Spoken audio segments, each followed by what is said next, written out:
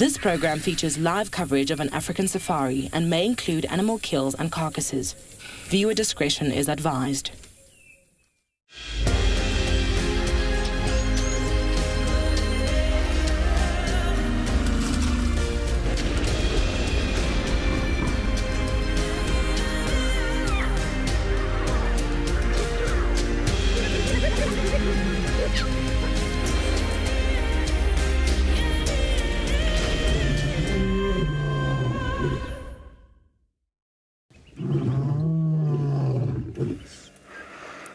How the weather has changed from days of cold, rainy, overcast weather to this incredibly hot, humid day.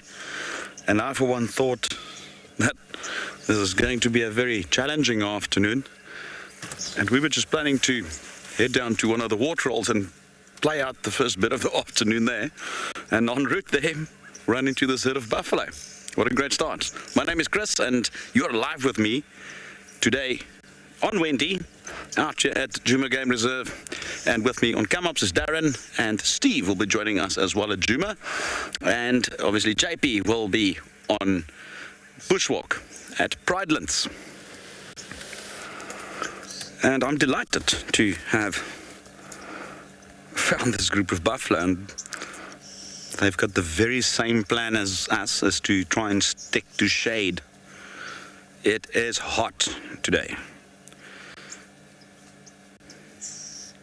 It's probably very close to about 36, 37 degrees.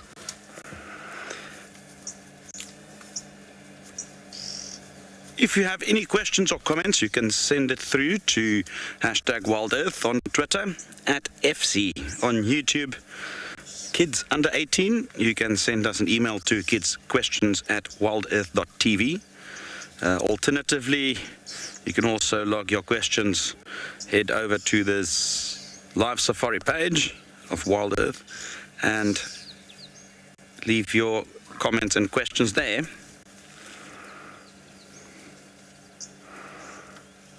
I'm just trying to figure out if they've just been to water, this herd of buffalo, or are they going to water?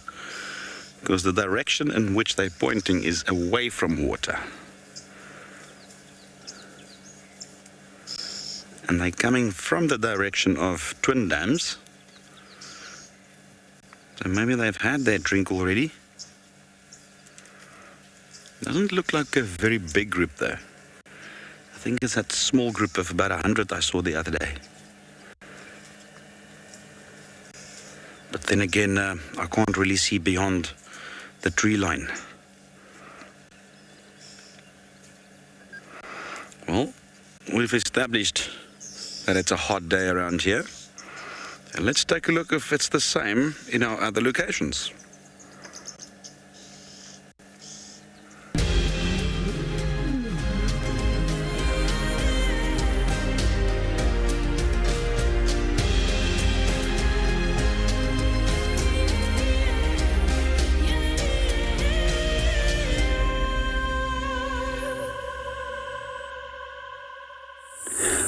Good afternoon and welcome to Bushwalk. It's one of those days where the Mopani bees are coming up my nostrils and to my eyes, so please just bear with me. But I can maintain my attention. Sorry. Okay.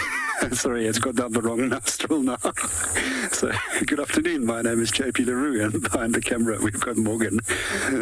So, our plan for this afternoon is to actually hang around the dams, and it's incredibly hot, and we've got a storm that's building up there in the distance.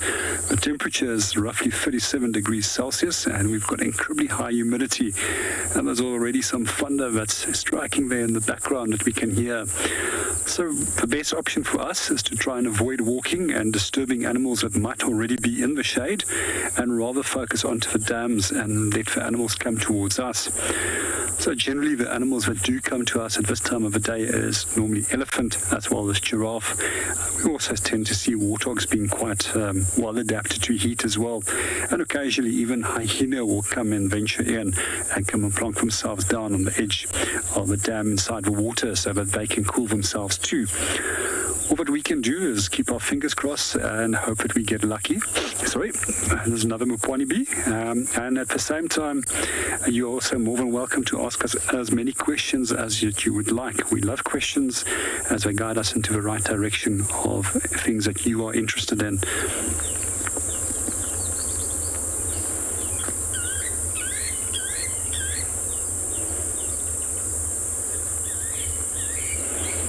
And meanwhile, let's go and say hello to Steve.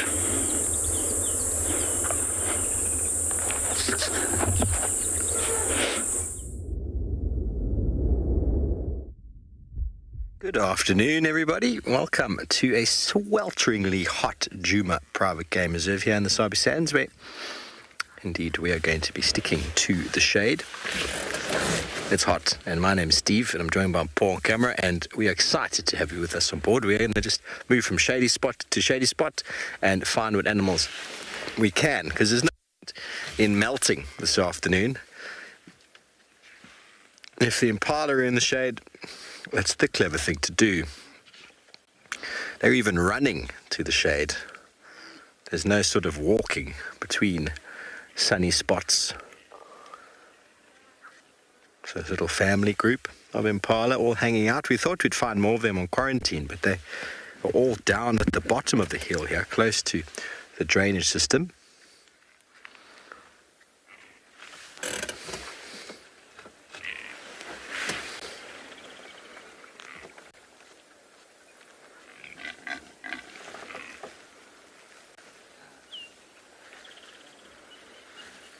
Even the birds are quiet.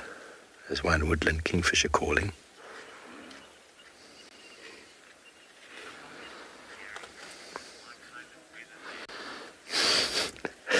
Gary, you like it at close to 40 degrees Celsius. Oh, goodness me.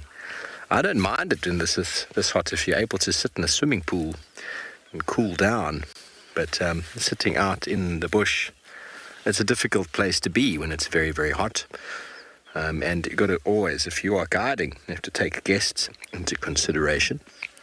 So although some people can do very well in the heat, some people don't do very well at all. Bear in mind, if you ever are guiding down here and you happen to get a whole lot of people from other parts of the world that come to visit, these temperatures could actually kill them.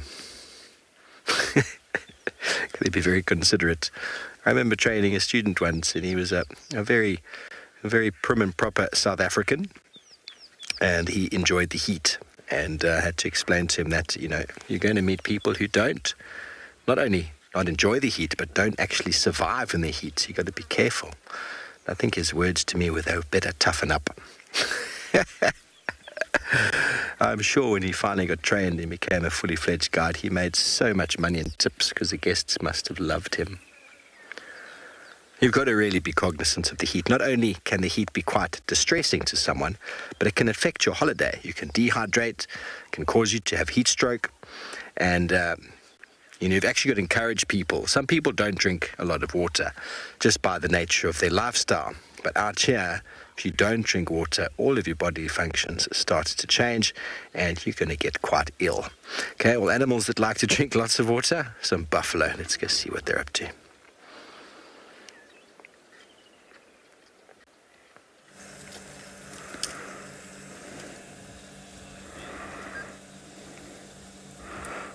Indeed, they do drink on a day like this. They'll drink 2 or 3 times a day easily. Now, we're just observing what's happening here. We've heard some of them bellowing quite a bit just east of us, and there seems to be a little bit of an uneasiness about them. Now, we don't know of any lions at the moment, but we also didn't know about this herd of buffalo this morning. So pretty soon we'll probably head just into that direction and investigate. And I actually realize now that this herd is much larger than I initially thought, because I can hear a lot of them back towards the east.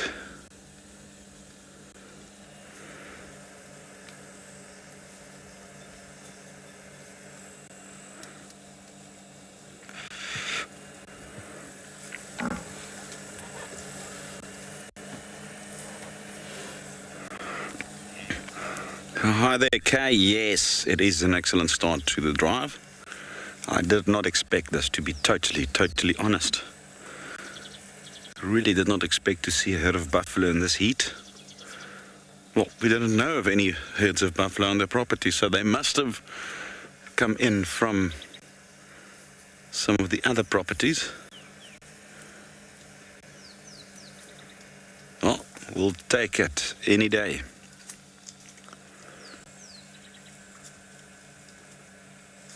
They all seem to be looking back in that direction, where we heard that vocalizing.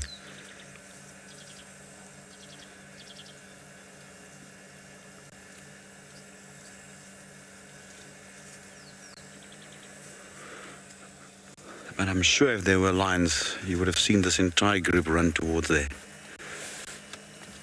to try and head the lions off. But you know what? Any time a herd of buffalo moves through your area, there's a chance of lions trailing them.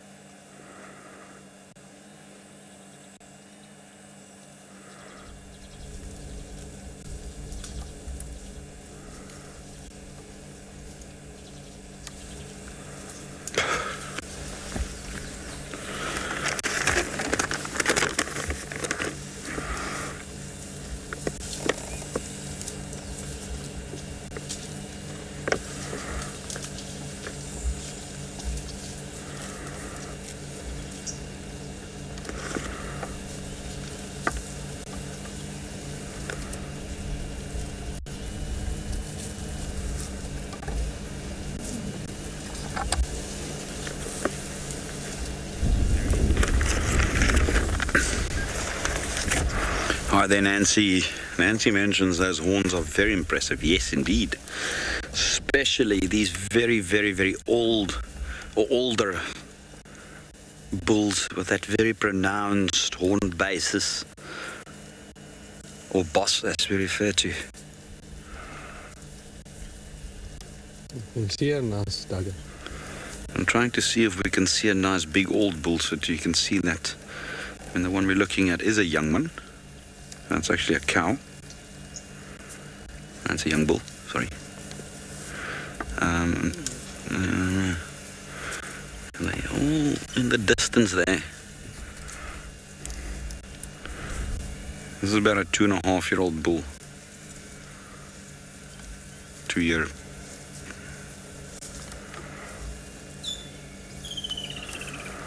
As you can see, they're bulk grazers, not very selective. They just drop the head and mow the grass.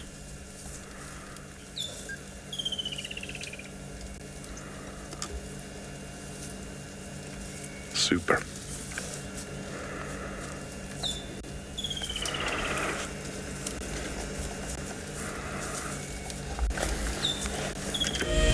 Hello everyone, my name is JP. I'm one of your WildEarth eco-training bushwalk guides. So for many years you've been watching WildEarth directly from your laptop or computer. However, now you can watch it directly from your connected TV, your Apple TV, or from your Roku box.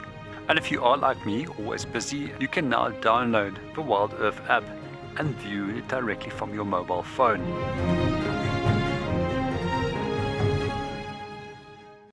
Do you dream of traveling to a far-flung wilderness location where life continues as normal?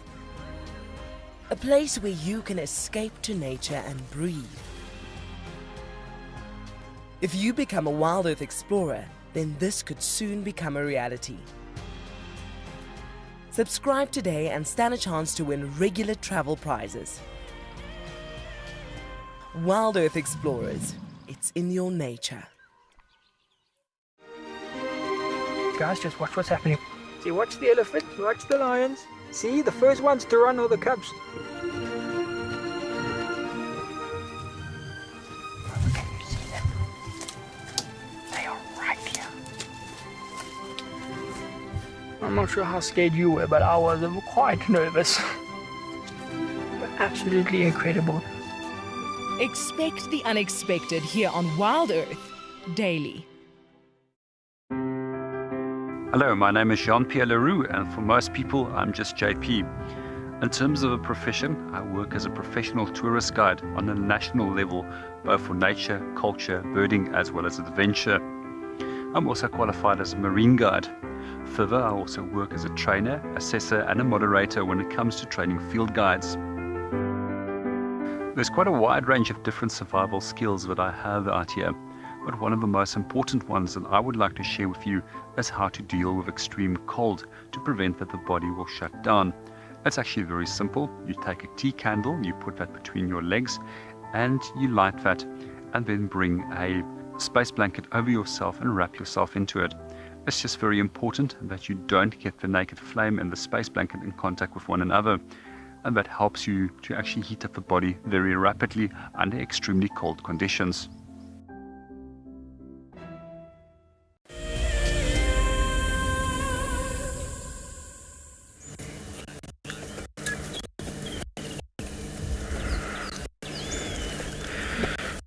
I cannot read it.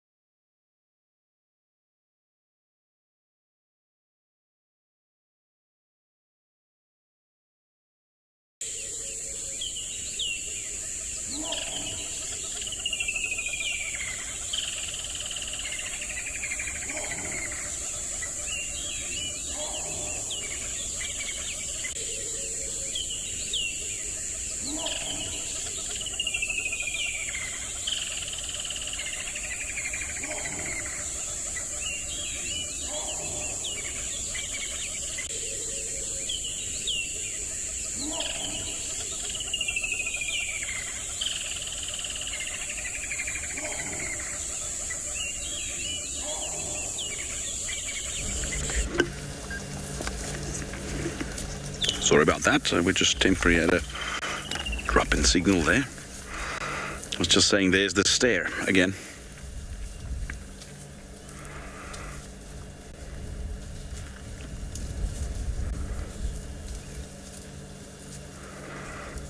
I don't know, I like watching buffalo. Darren and I were just discussing it, you know, from all perspectives. Just enjoying them is just great. It's so calming. But there's always one of them doing something. It's, you know, we sometimes have lion and leopard, even though it's nice to see them, but they just sleep. In buffalo, you can sort of move from one individual to another. Whether you're just watching them or whether you're filming them, there's always something, somebody doing something somewhere. It seems like they are pointing back, possibly towards either Twin Dams, or perhaps they might turn back a bit north towards Djuma Dam.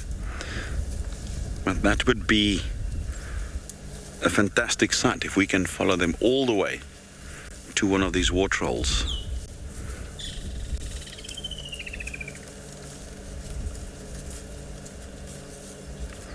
There's old Dugger boy. There's the horn base, is the boss.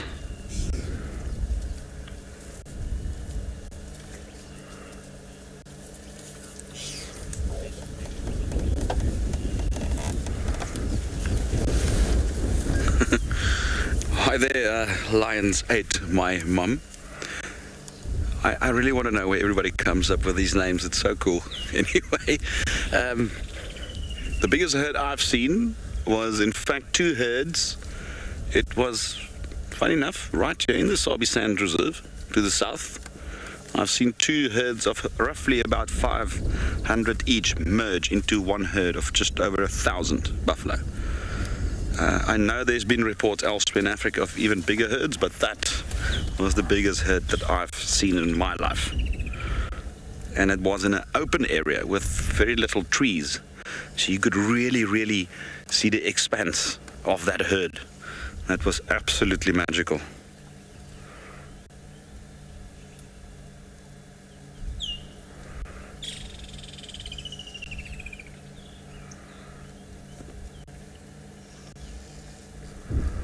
It's not uncommon to see herds of 400-500 around in the greater Kruger.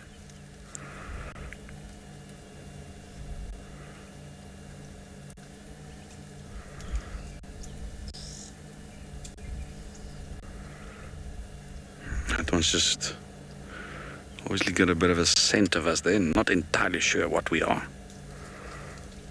Just making sure, okay, you're not a lion, but it's probably smelling all the sunscreen. Because Darren and I have layered up properly. I think we emptied a whole bottle.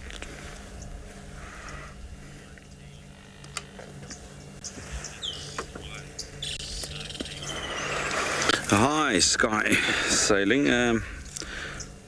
probably about 15 to 18 years roughly.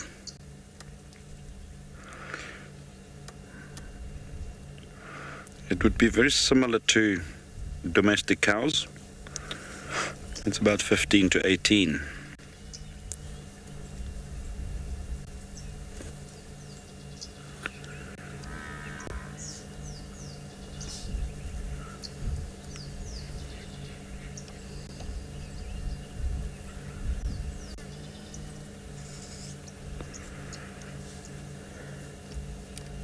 There's a bird drinking out that tree there. All right, let's take a look at that. Got a bit of shade there. It's an oxpecker that's drinking water out of a hollow in that marula tree. How incredible is that?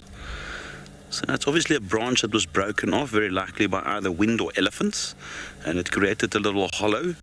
It's obviously got a bit of depression there. That managed to hold some rainwater. Wow. Well spotted, Darren. That is amazing.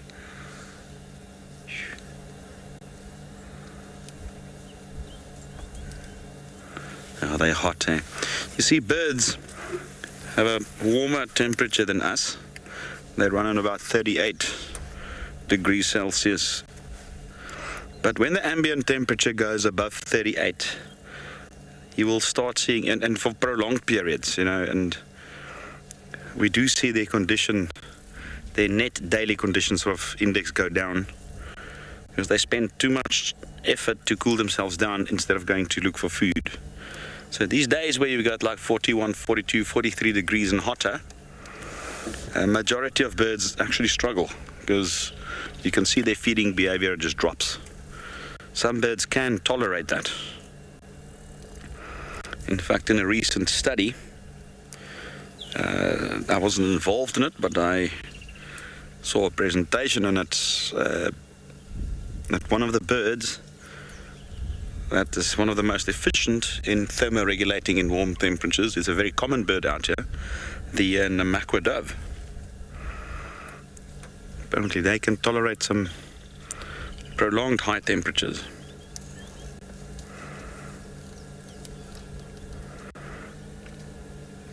And they've got a much more energy efficient way of cooling themselves down, whereas normal birds will have this sort of guttural sort of movement, almost like panting, in and exhaling quite quickly.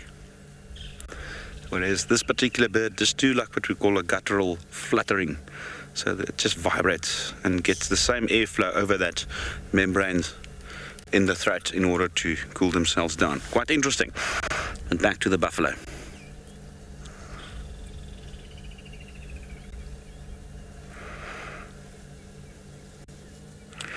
This little group seems to be separated from the rest of the group. The rest have moved on eastwards. So I think let's start off and see if we can catch up with the main herd.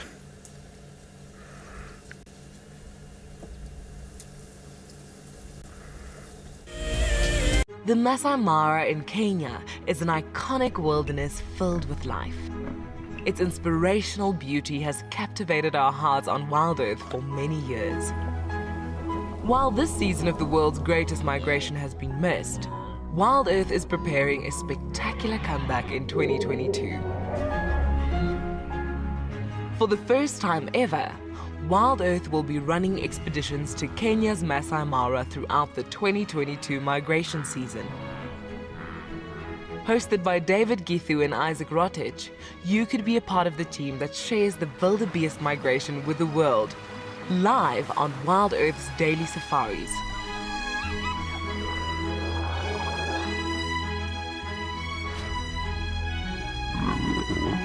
If you're interested, then head over to our website to find out more.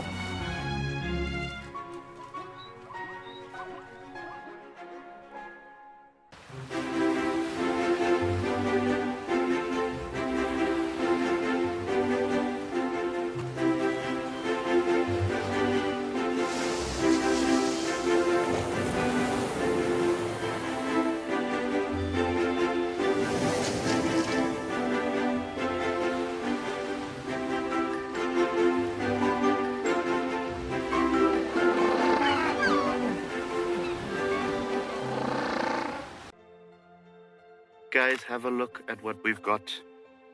This is better than my birthday. Look at that. This is the first time that I ever see cubs this small. This is so special. This has officially just become my best sighting of all times. Tune into WildEarth every single day. It's in your nature. The bushwalk feed allows the camera person some creative license. This is my favorite style of shooting. You have to be mentally and physically prepared. You're shooting handheld in some very strange and contorted positions, always with a straight back, often in the squat position, low to the ground. The creativity comes down to the relationship and sync you have with your presenter. The more you understand each other, the more you'll be able to tell the story seamlessly.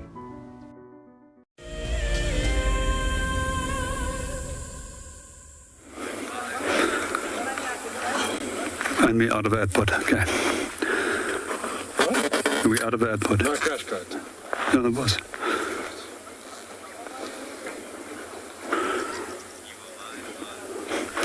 Welcome back to Bushwalk. We're at Ndovo Dam at the moment and we're looking at our resident hippo.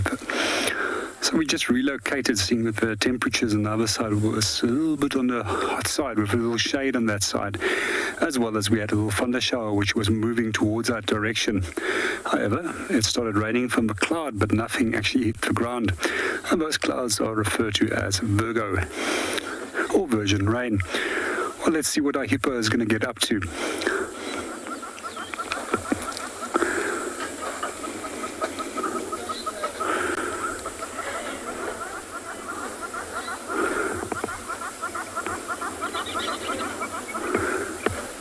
Generally, when we do find hippos in a large pod, it's normally the dominant bull that will lead the group out in the later part of the evening before they go active to go and feed for the whole night.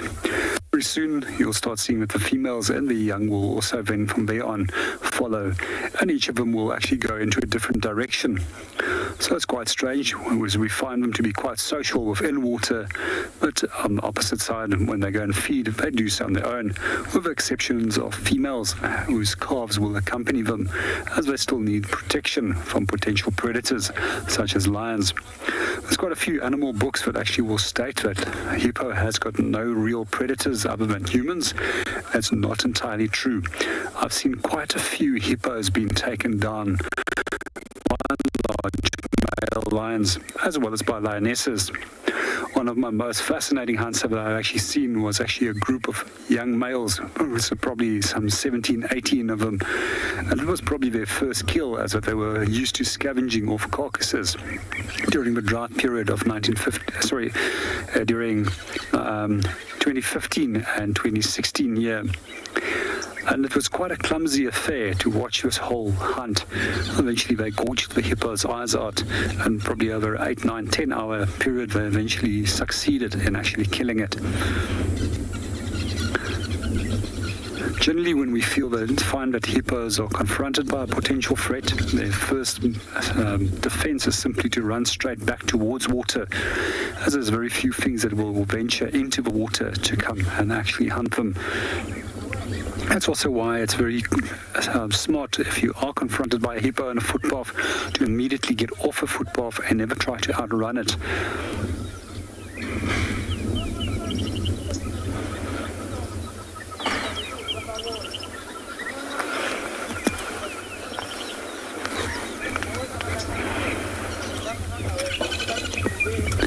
But meanwhile, let's go and see what Steve is up to.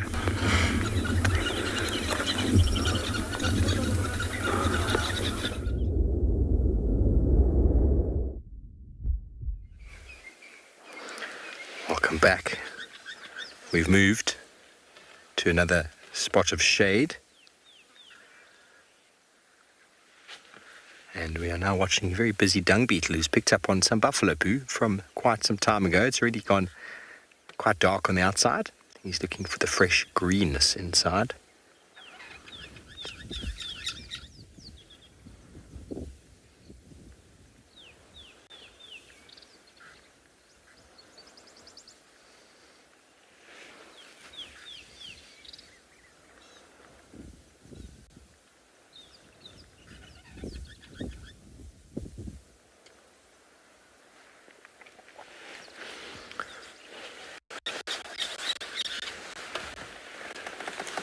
Surprised there's not too many dung beetles on this pile.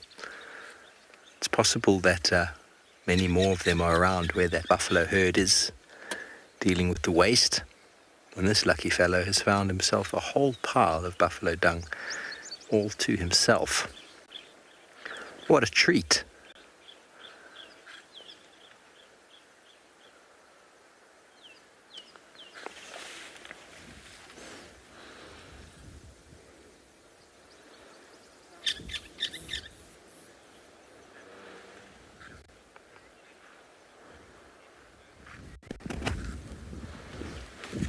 So yes, dung beetles have different types of dung depending on the species. For example, there were originally some types of beetle in Australia, but when Australia introduced cattle and sheep, the dung beetle, or I'm not sure if they had a dung beetle, but whatever beetle used to deal with the waste of kangaroos and the other animal species on Australia, had never in their life encountered something quite like this big pile of poo.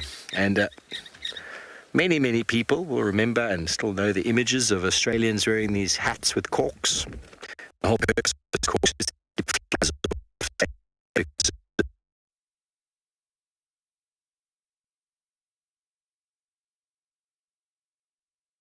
Landscapes.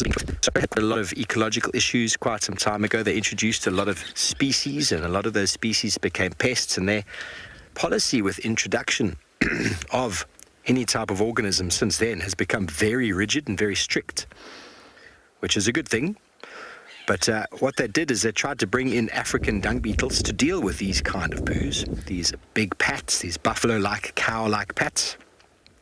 But what they did is they put the the dung beetles through some form of quarantine or some form of spray. I don't know what they did. They disinfected them. And the dung beetles arrived in Australia basically like knight's armor without the oil. So these shells that weren't able to move. Because essentially a dung beetle's body has got probably thousands of tiny little mites and microorganisms living in and around its body that help it to move and help it to find food and just help it with all of its little sort of activities. And so essentially by sterilizing those dung beetles, they essentially killed them because they were just crippled, weren't able to operate. Through extensive studies after that, they realized that those mites and those bacteria and the microorganisms, everything that was on the dung beetle was okay, and it was all very dung beetle related. And they since reintroduced them, or introduced them, and it's apparently had a good role, a good impact on the dung removal.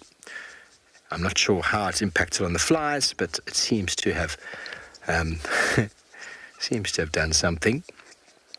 A very interesting story of intervention when it comes to something we've done ourselves, you know. a continent that's never seen a type of food. So that answers your question about do certain dung beetles like certain types of poo. And, well, you'll find some dung beetles are really attracted to these big sloppy buffalo poos and elephant dung. And you get a lot of smaller dung beetles that are operating on smaller dung. But this time of year is a time of plenty. It's a time of lots of dung beetles. There's over 7,000 species in the world. I mean, for example, that pile right over there has been completely processed already. Can you see? We're still following him. That pile over there. Oh, is he burying it? I can't see the screen very well. So there he's looking to bury it. Right over there, he's done a very good job.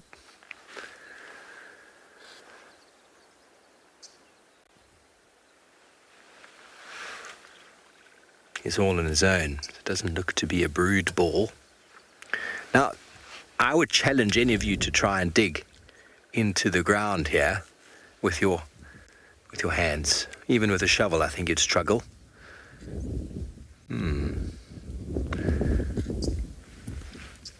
So here's some oxpeckers. I've lifted my head and I've spotted a buffalo.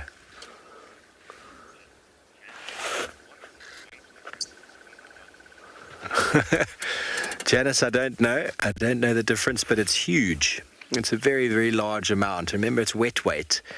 A dung beetle is very small. We could probably grab a few and weigh them, but from an ethics point of view, I think that would be unfair for the dung beetle. But it's probably 1,000 times or a few hundred times the weight of the dung beetle. I'm only guessing now, because that's a solid pile of dung that's been patted together into a proper nugget, and it's wet.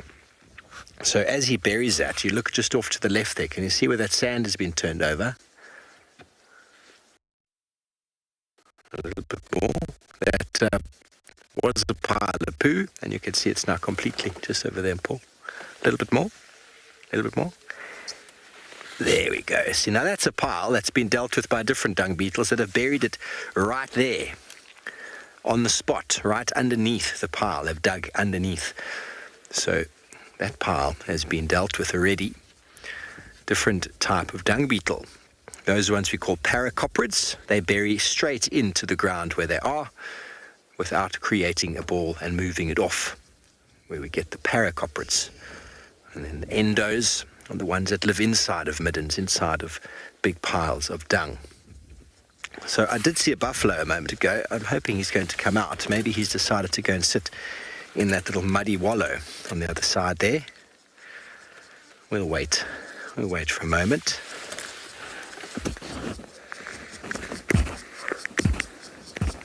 Very important function.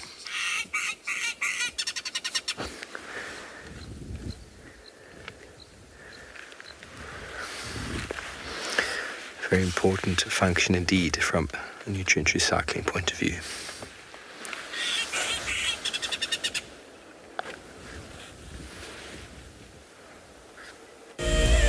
Calling all birders, twitchers and bird lovers. Popularity in bird watching has taken flight. Together with BirdLife South Africa, WildEarth is celebrating these delightful creatures with a birding competition. Keep your notebooks handy and your binos polished. On the 27th of November during the Sunset Drive, the big day will commence. The first to reach 25 birds will be crowned the ultimate twitcher. Catch all the avian action only on WildEarth.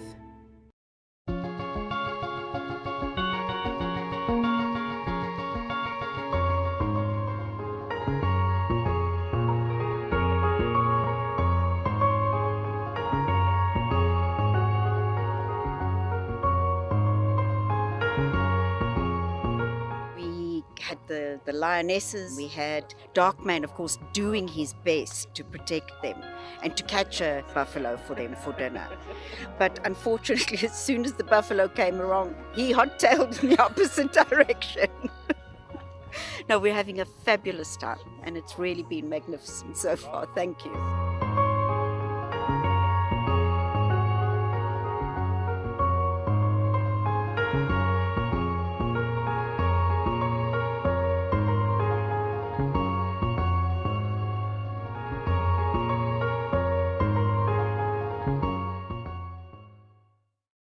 this. The little one is up and about.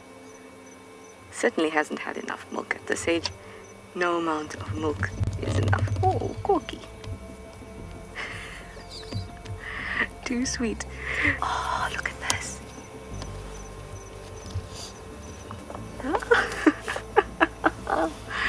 That is stunning.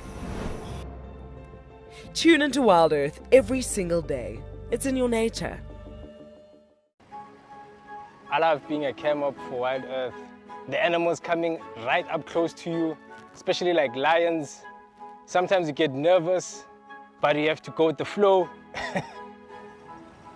My favorite animal to film is the elephant because of how big it is. But when it's really up close to you, it's one animal that you would say, I really respect you.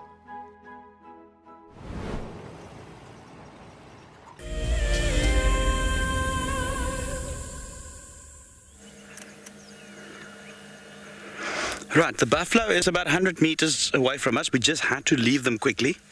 There was a nyala or a bushbuck that was alarming quite profusely somewhere around here in the drainage.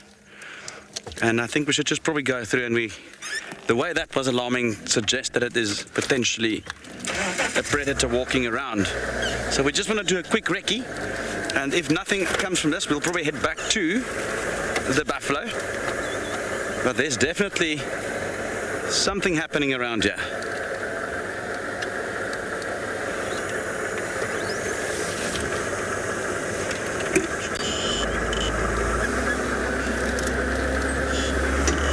It's difficult to pinpoint exactly where it was. There's the nyala here. Here's the nyala. Here's the nyalas. So which way did your predator go, nyala?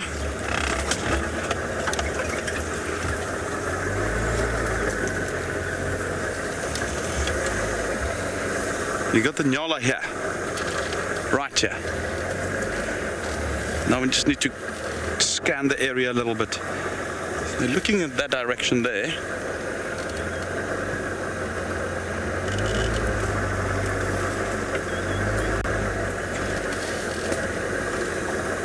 It's a similar bark to that the kudu mag, that brr, brr, but a lot more shrill. So here's the nyala. They're looking that direction there still, so let's continue. I might need to just go over one or two little guarri bushes here. It's not really my style, but it's the only route out here. They're looking in that direction. Hi there, Jamie. Not really that much. They'll probably keep an eye out. Unless it's lions that's trying to harass them as well. Okay, this is the nyala. This is where the nyala is. And they're still looking that direction, so I think we should just continue along the drainage here. We'll go back to the buffalo. A herd like that won't disappear.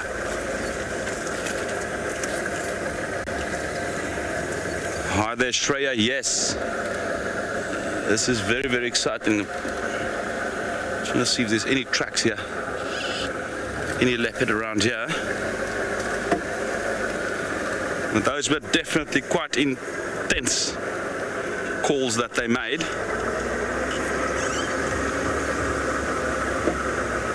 And that would have been a leopard on the move.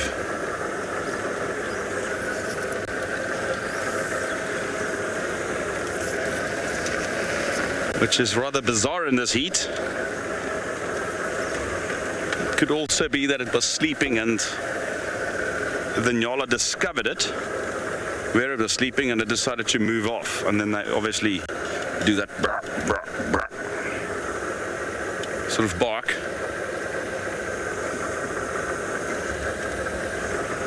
Sure, it could be anywhere.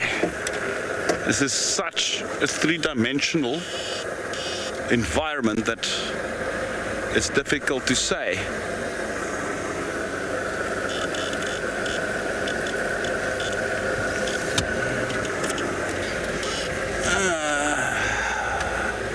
I think we should go try again that way as well.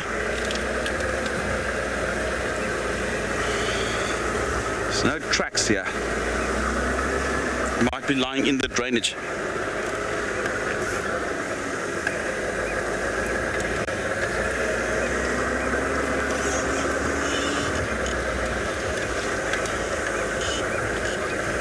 Just check along the drainage. I know there's an old sightings road here.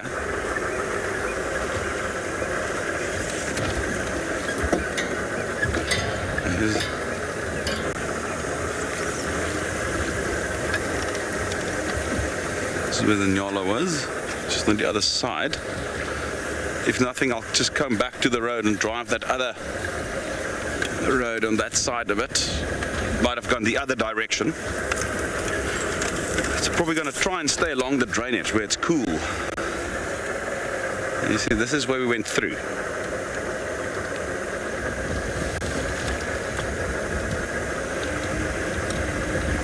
We went through there and we came up there.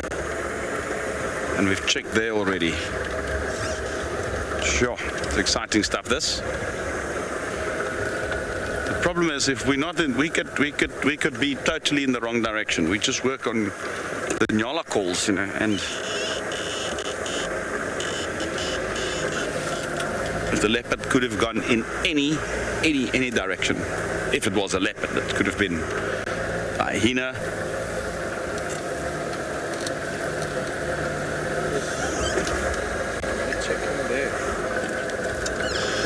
Hi there, Victor. Yes, they just do that normal bulk that they do, that bellow or snort often, like a quick and a loud exhale. So check along this drainage a little bit. Like brrr.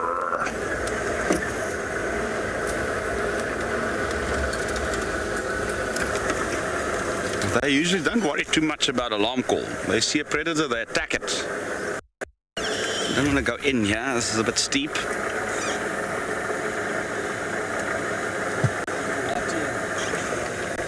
Yeah, sure.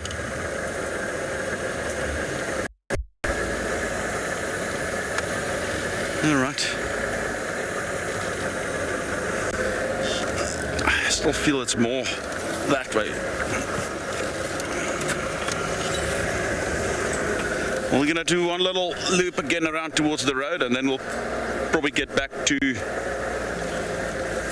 the buffalo. And let's get over to Steve. He's very clever. He's sticking to the shade.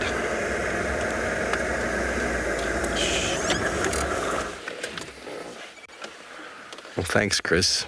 Well, we are with our pile of poo here, but I've decided I'm just going to move the car slightly so that we can show you a gentleman who is enjoying a wallow. Now, I think we would rather like to be doing what he's doing. Don't know if I'm going to be able to show him to you without us. Here, can you see him? We will reposition shortly, but there's a nice bit of shade where we are parked right here. And there is the buffalo in the wallow. So possibly one of the gentlemen we saw this morning. I left 4 buffalo bulls here, just on this junction in the drainage line this morning, and they haven't gone very far. They won't need to go very far. There's no pressure of the herd that sweeps through the vegetation and eats tons of foliage. A small group of buffalo bulls will be able to move in a pretty small area and get enough food and stay close enough to these little wallows so as to cool themselves down, and also to drink if need be.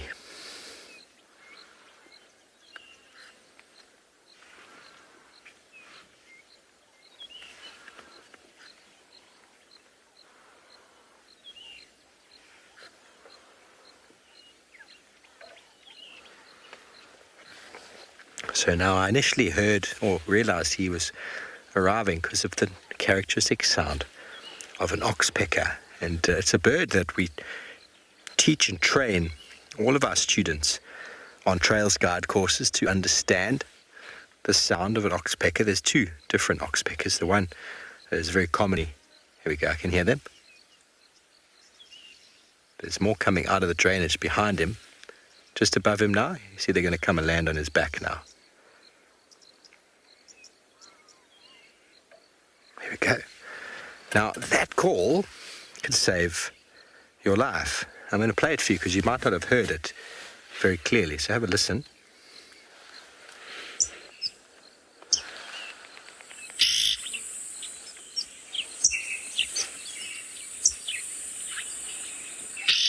Okay, that's the red-billed.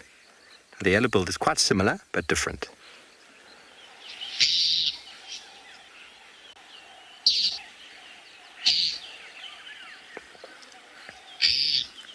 So, from a situational awareness point of view, every time you hear an oxpecker, you need to point out to them. If they're flying, watch them.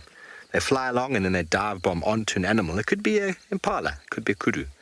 But you've got to be aware that those birds are seeking out animals. They're like a drone. If we had a drone flying along here, we'd be able to see the animals and go down to them. So those oxpeckers can help you detect danger before the danger is dangerous.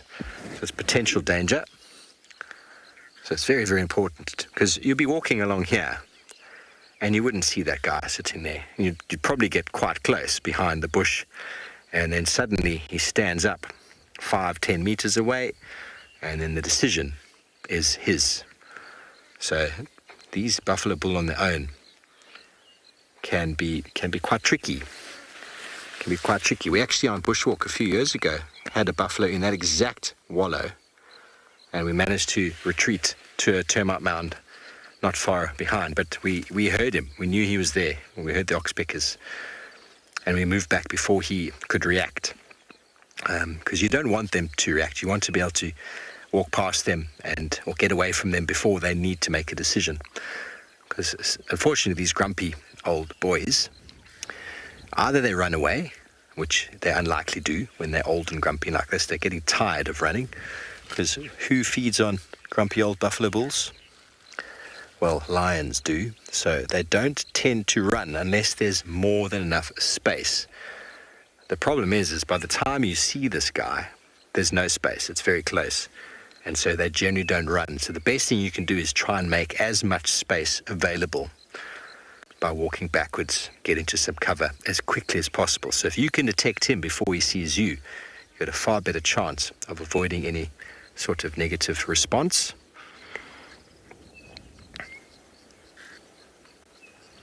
Should we go a little bit closer, Humpo? Are you feeling like we can brave the sun?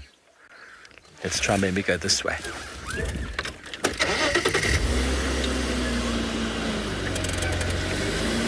Daniel, they are very similar.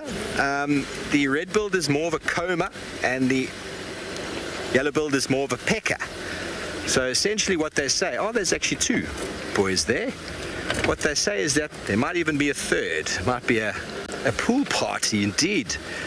And I'm just going to move very slowly. Very slowly. I don't want them to react. So the yellow-billed is renowned for feeding on much larger ticks. They say the yellow-billed is more associated with buffalo, rhino and giraffe, whereas the red-billed is across the species. So up in Pafuri, you get lots of yellow-billed, and they're always on the buffalo. But you also get red-billed with them as well. But you don't find the red-billed on smaller antelope with thicker fur, because the red-billed oxpecker is able to comb through that much longer fur to get the ticks that they're looking for. Well, I didn't know we should have brought some snacks for this pool party. These two are having a fantastic chewing time there in the wallow. And we've had June wallowing in there. We've had Corky, Swazi and Ndebele drinking out of there. We've now got buffalo soaking in there. There's a really wonderful accumulation of fluid that is sitting stagnant, hoping for a little bit more rain. But this little pan system, so important for the buffalo. And Paul, should we go join them? Did you bring some snacks? I've got a couple pieces of fruit. I don't know if we're going to be able to share them around.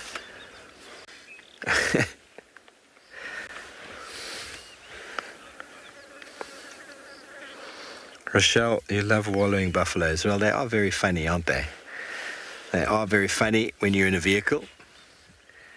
You bump into these guys on foot. It's not as exciting. Well, it's actually very exciting. But I'm going to move forward. They seem quite relaxed. There's a really nice bit of shade here.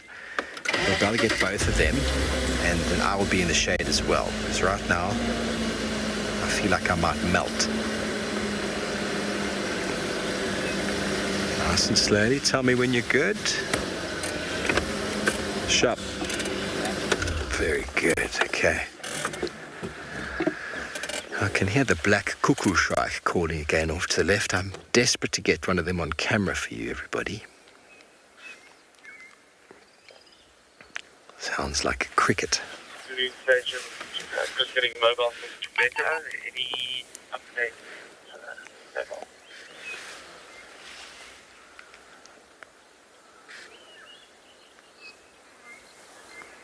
Yeah, the update that I had earlier on, it was a Yari somewhere there at Springbok line. I checked the area where the guys are left, Sabanbu, Norman, and Manigi Mala.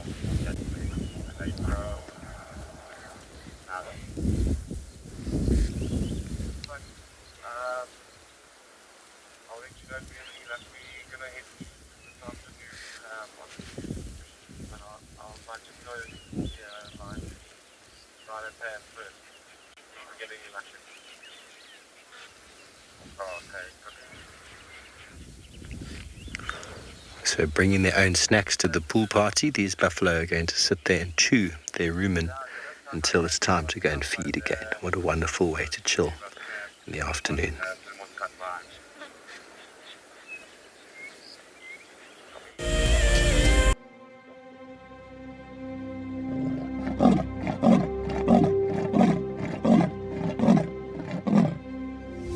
Yeah, Tingana. That's my boy. It couldn't be a better morning. This is just too special. Wow, what a way to start off.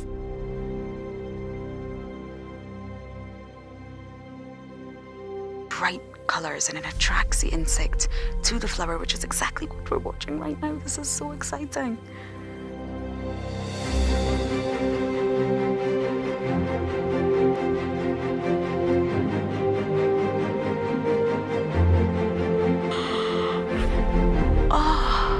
There's two. Hello, Mama. It's all good. Hi. Hi. The smallest baby black-backed jackal I have seen in the wild. Look how full the belly is. It is so incredible to spend this time so close to an African penguin. They just make me feel alive. That is incredibly sweet. Grooming each other. Play is vital. This is how they learn. This is how they would tackle prey. There you go, there you go. There you go, there you go. Heart is pumping right now. Look at this, everybody. We got a live kill. There's nowhere to go. It's just such an incredible privilege to be out here. It just keeps on delivering.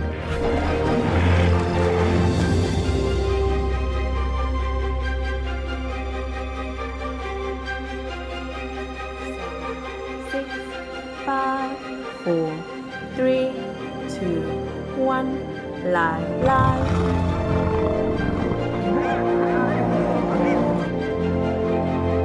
There she goes, going for the youngster. She got it.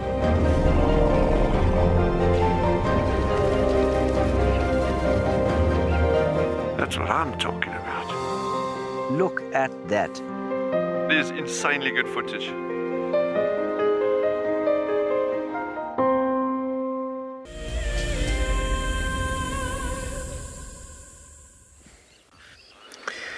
Welcome back live, everybody, to the chewing competition.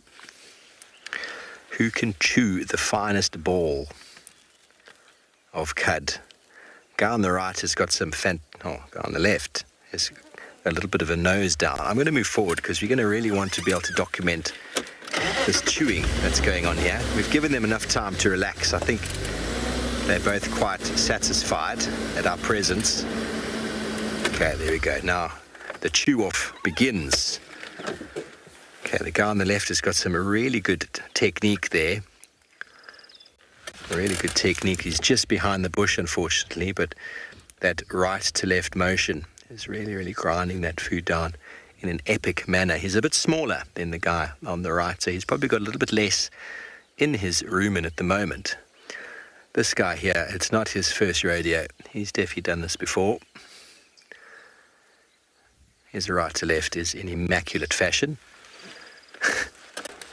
There we go. He's just swallowed. One of many, and back into the mouth he goes. So this constant chewing motion that they go through is so sort of meditative for these animals that they can get these very far away looks in their eyes.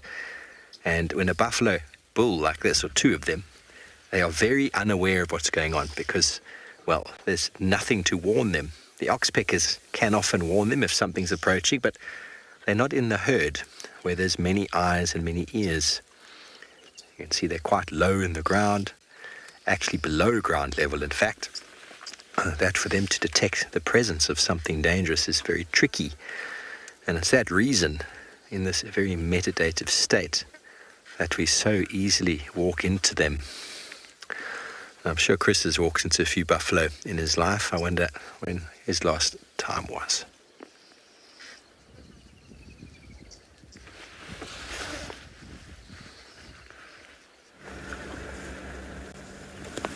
Did.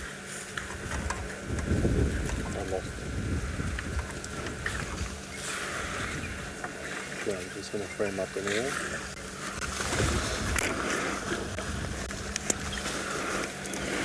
Look at that.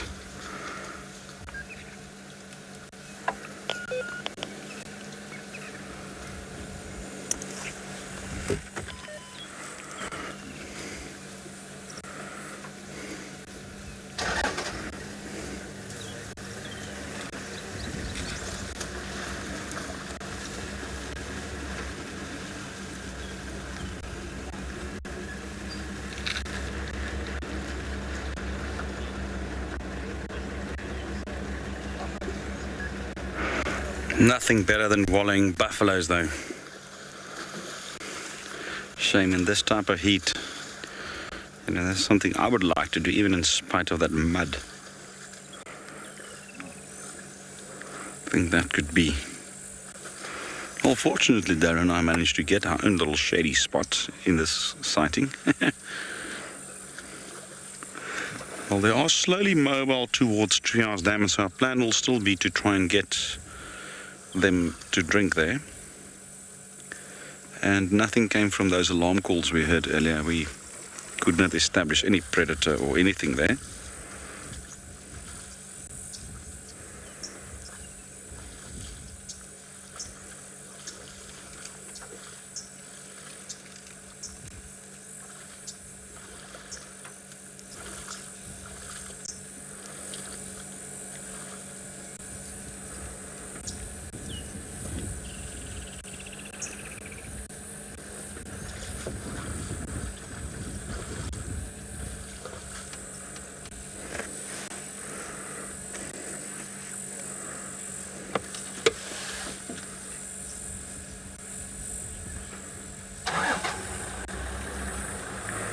Hi, Michelle. Yes, it's been a couple of days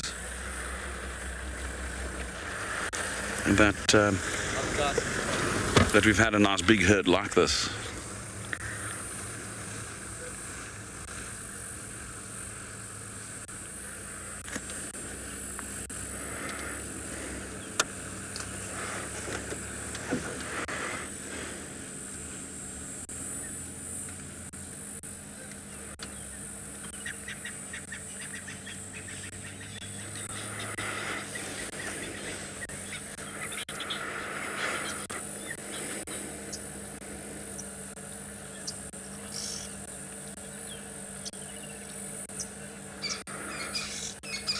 Hi there, Benson. Not so much, as the bulls will fight each other.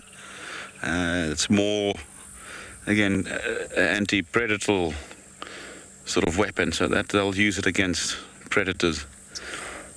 There's not much of a hierarchy between the cows that they need to fight for, whereas bulls do need to fight for mating rights. So with the cows, it's more, it's actually a defense against, mainly against predators.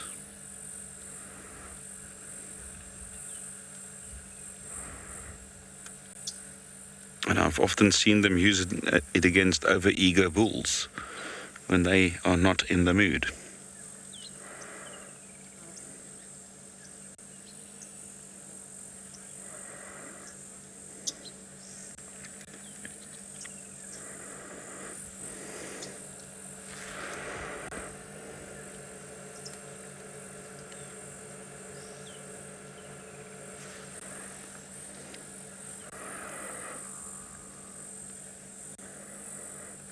Seems like they are moving on.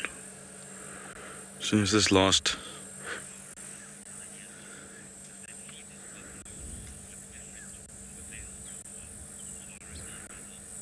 hi there, Clara. Clara. Anyway, the female's horns are very different to the males. If we look at that one there, that is a female. You see, they've got a very flat area on the forehead, and the horn somewhat comes out at the side. They don't have that massive wig-like, growth on top of their head. So the males will have that, almost like that cap at the base of the horns.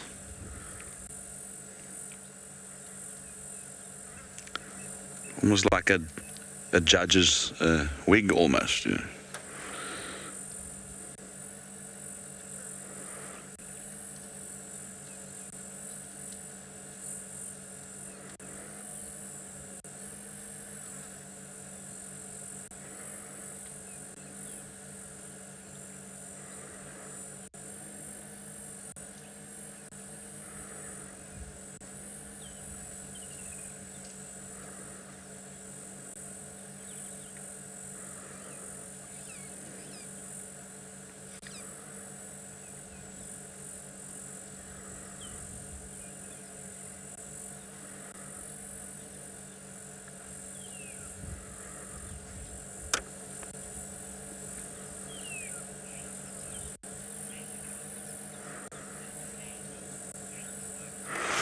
Hi, that's shot to bug, yes. So it's not the horns itself that curl, it's the way it grows. So you would find that the rate where it comes out of the head, the top part will grow quicker than the part at the bottom, right there at the base, where the horns sort of protrude from the skull. So that will cause that sort of downward sort of curve. And then that rate changes again to turn it upwards again. So the growth all happens at the base. So the further away from the skull you go, that's already horn that's produced. That parts don't grow, that's produced already. So it just adds it onto the base right there where it comes out of the skull.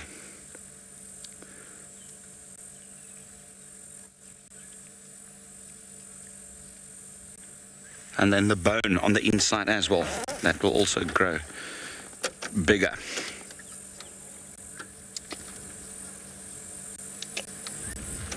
Right, let's continue and get to the front of the herd. We don't want to miss them drinking water.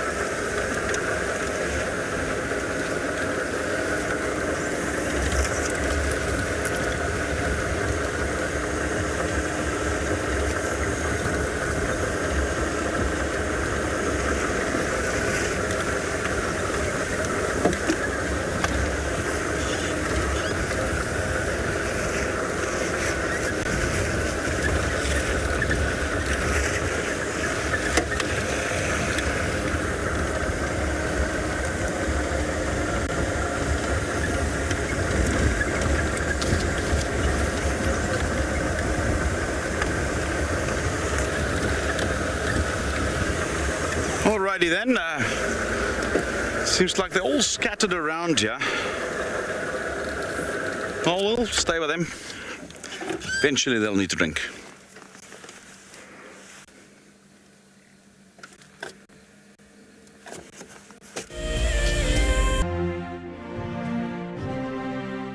If I could take you on safari all day and all night, I would. But unfortunately, it's not always the best time to see the animals. Now, in between safaris, you can watch the WildEarth Channel with loads of extra shows. If you have a connected television, Apple TV or Roku box, then download the WildEarth app, and if not, then just find it on the App Store on your phone. We all have a busy schedule and a lifestyle which is confined to stress and tensions. For so many of us, the hustle and bustle of a tedious life has meant we have lost our inner peace. Traveling is an ultimate remedy that lets us unwind and helps us experience peace in the lap of nature. WildEarth encourages the benefits of travel by giving away an amazing prize every month. I was totally overwhelmed to receive this fantastic prize of 3 nights at Chitwa Chitwa.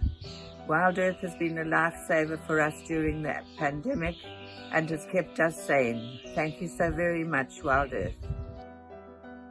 Sign up to be an explorer today, and it could be you jetting off on an all-expenses-paid-for safari experience.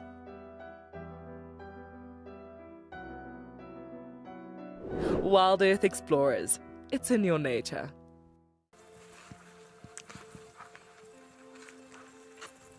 Hello, Mama. Just checking us out, everybody. There's no aggression here. Very relaxed. A herd of elephants moving around your car like that is truly, truly magical. Tune into WildEarth every single day. It's in your nature. Hi, I'm Mike Anderson, and I come to you live every day from Eco Training Pridelands Conservancy in South Africa. The wild animal I think is most underrated. I think buffaloes are the most underrated. They're so tenacious and ferocious, and also very, very protective of each other, which I find incredible. You know, sometimes people think of the big five, they just think of lions and leopards and other big animals, but I think buffaloes are pretty underrated. Catch up with the guides daily here on WildEarth.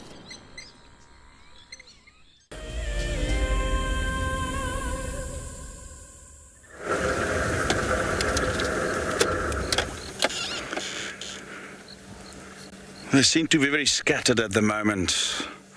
Just slowly grazing direction Triage Dam. And we'll just stick with them until they, in fact, get there, I hope.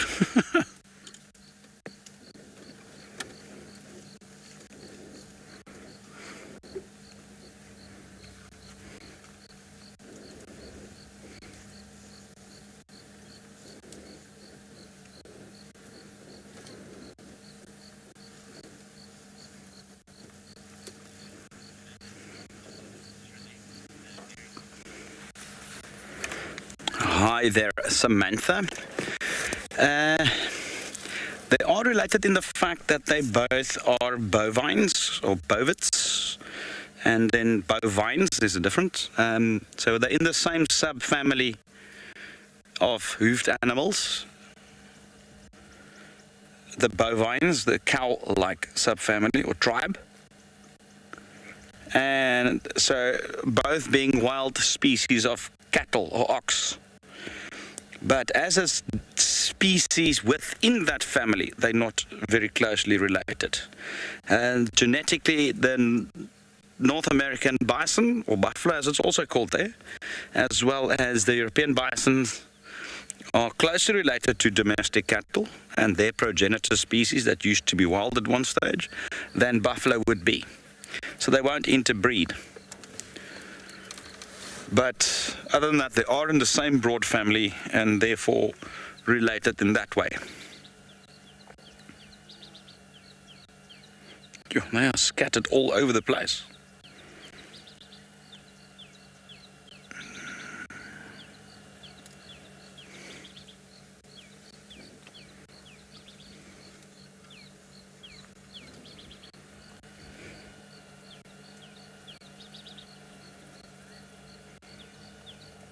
A nice big old bull, that.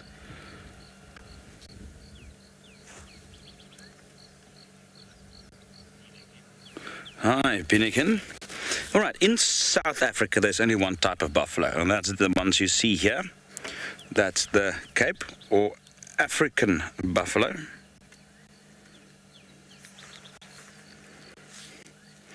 And there's only one species of buffalo in the whole of Africa.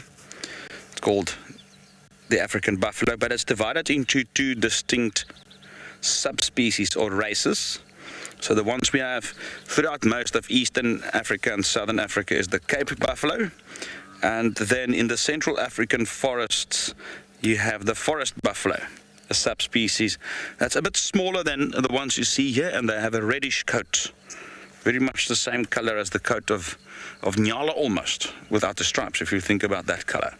And they're a lot smaller, but it's the same species, just subspecies or different geographical variants, if you want to put it differently. Let's move on. I think they are slowly but surely heading to the dam. I think they're getting thirsty.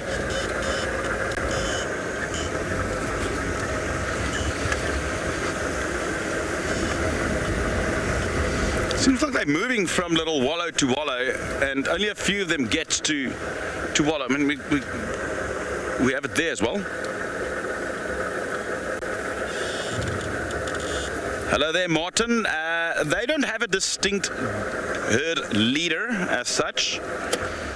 You would usually find a few older ones, usually cows, that seems to act as pathfinders, but they don't have a fixed leader. In fact, a herd of buffalo is like this, is in fact just a conglomerate of a lot of different small family groups. So a bull with 6 or 7 odd cows, and you can actually see this if you fly over a herd. You can see these little individual groups. So this is, you can pretty much say it's an association of many small little herds together that makes up a large herd like this. And they will have a few experienced ones, not old ones necessarily, that often would lead them to water, etc., etc. But those individuals, it's not a fixed position like you would have with elephants with a matriarch, for instance. It's usually some of the more experienced ones. They follow her or them in order to get water and food.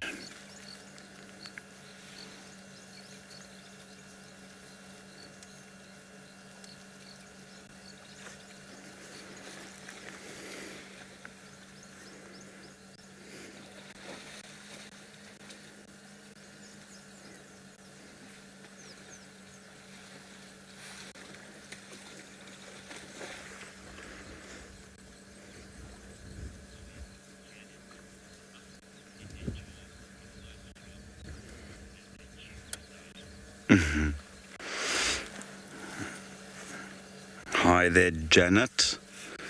Janet mentions the muscles in their jaw must be very strong because of the constant chewing. Yeah? So it's not necessarily the strength or bite force that's the thing here. It's strong muscles, yes, but it's more endurance muscles rather than power muscles. You know, things like hyenas and cats and dogs and those things need, you know, a strong bite force.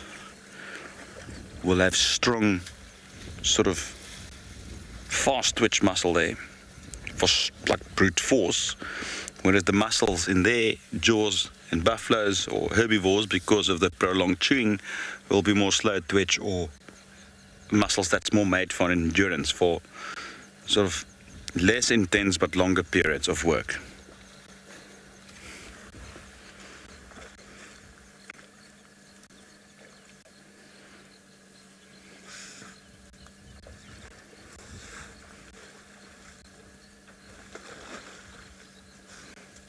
The thing is, when they eat grass, you don't need a lot of force to grind it. It just needs a good action and properly shaped molars in order to grind the grass into smaller pieces.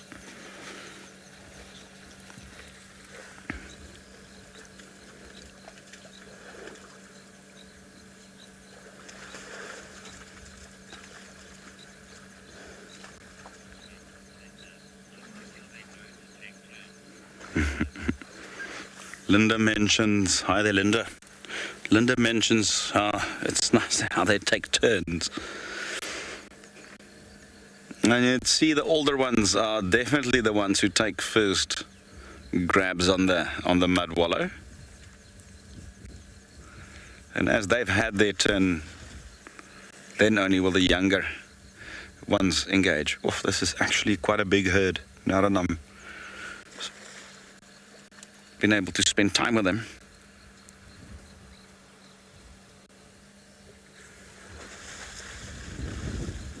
Oh, I can hear them far away. They're probably all at the dam already.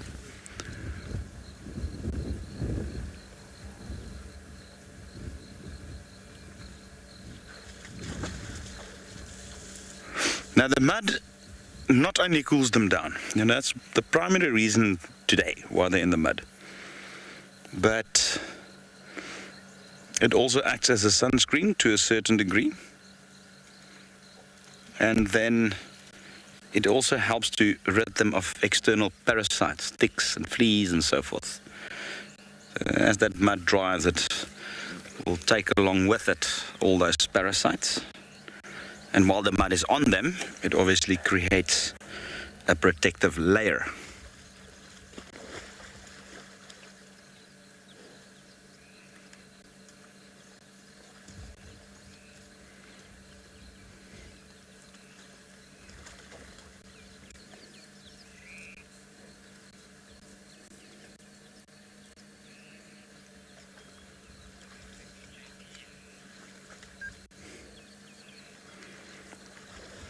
Let's go over to JP and see if there's so much action at his waterhole.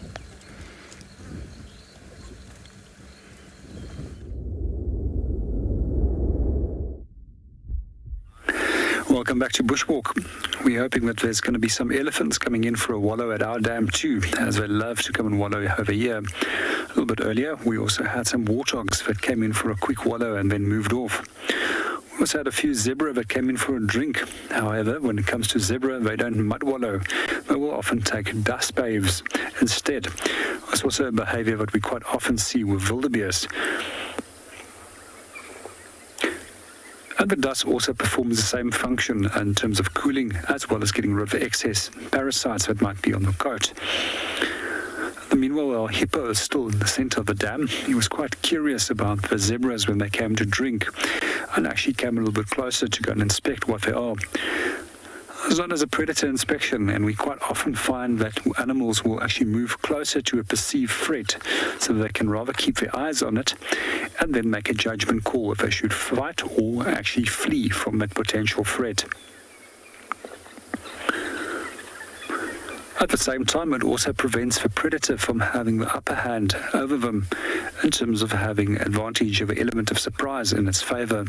We often hear that animals will start snorting, whistling, and making a wide range of different calls, especially vivid monkeys, baboons, and a number of antelope species are very quick to respond to any potential predator threat in an area.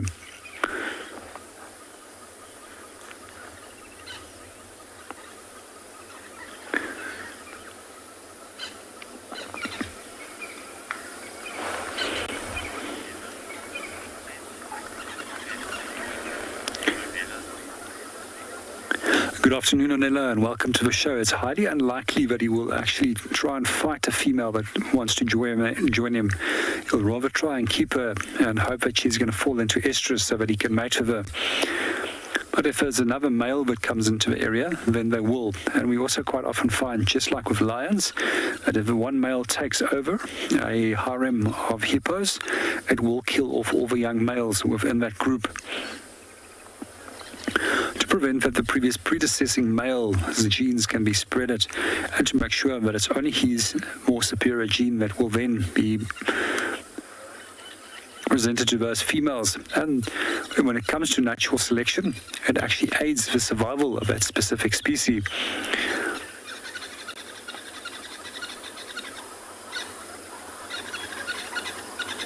Simply by eliminating that of a weaker male's genes being spreaded, we We also see there's a number of other ways that natural selection takes place within the ecosystem, and that might actually be droughts as well as high rainfall periods. We find that there might be a higher parasite load during those periods, as well as a less of a food abundance during drought periods. And especially drought periods within the savanna system, they occur on approximately every 7 to 10 years.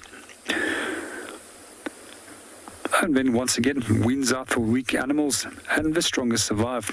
Well, our hippo is just displaying, and it's one of the favorite things I love watching hippos doing, is actually opening their mouths and showing their teeth. It's often used as aggressive display against a number of different species, but mostly it will be used against other hippos. However, I've personally seen it being done to me, the zebras earlier. They also do it quite often to impala when they come up for a drink.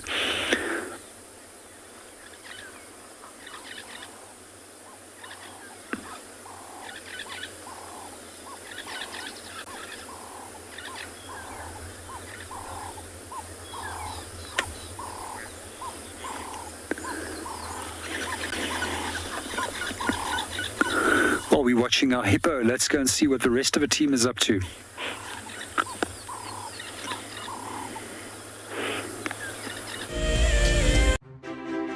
As a naturalist, it's really important that I stay up to date and up to breast with what's happening in the wild and in the world around us. The WildEarth app helps us do that and helps us stay abreast with the live interactions of animals every day. We're going to be here at Stony Point bringing you the African penguin story, and we'd love to see you on the app. See you on the beach. When on safari, there's nothing better than an evening spent under the stars chatting around a fire, with the sounds of the wild all around you. If you sign up to be a WildEarth Explorer, you can build your own memories by joining our guides for regular fireside chats. Subscription payments can be made by PayPal, credit card, and now bank transfer. WildEarth Explorers, it's in your nature. Something very, very interesting. I didn't plan this, but this is a scene rarely seen. This is what we call a journey of giraffe. So beautiful.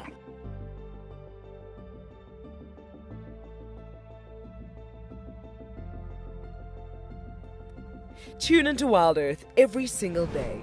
It's in your nature. My name is Lauren, and I'm currently working in Djuma Private Game Reserve here in South Africa. I love answering your questions during the live safaris. It's my favorite part. It feels like you're on the vehicle with me, and I'm able to teach you exactly what you want to know. If you want to ask a question on WildEarth, then you need to register on our website. Once registered, you must go to the live safari page and ask your question below the live feed. I got into wildlife filmmaking because of a passion for nature and a notion that I could make a difference. Helping others fall in love with nature brings meaning to what I do. It's also a lot of fun. A couple of times per week, we receive some very heartfelt messages from viewers telling us about how WildEarth has made a difference in their life, whether it's helped them through a difficult period or simply helped them to reconnect with nature. I think that's why we do what we do.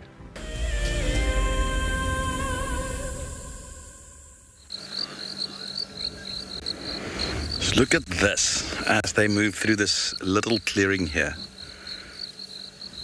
I just love it when buffalo comes out into the open, where you can really get the true idea of the size of this group. That for me is a buffalo sighting. Look at that. Look at that.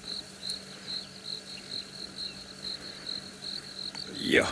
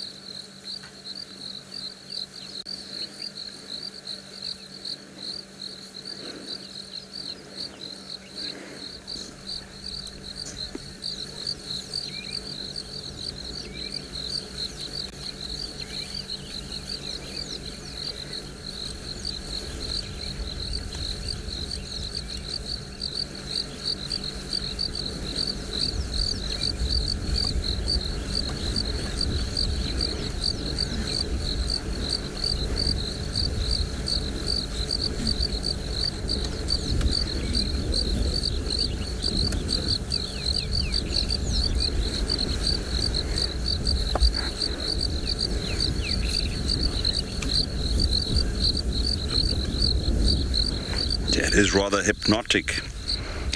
Everybody is commenting on that, and it is. Look at this.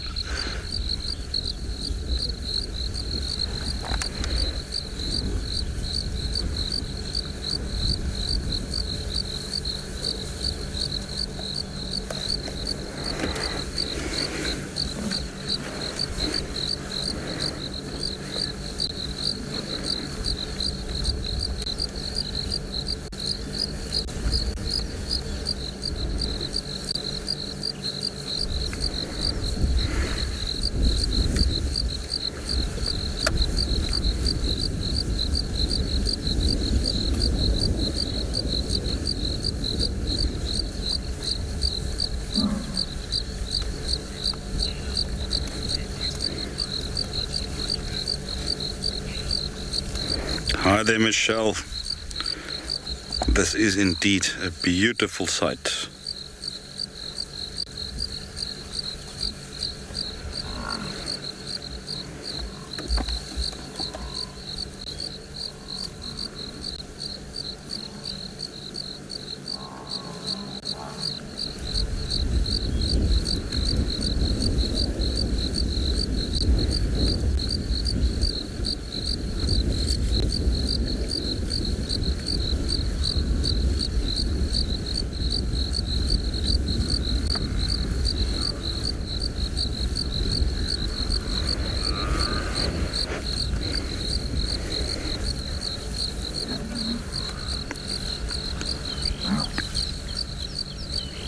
This is superb. I don't have a word for this. This is just absolutely amazing.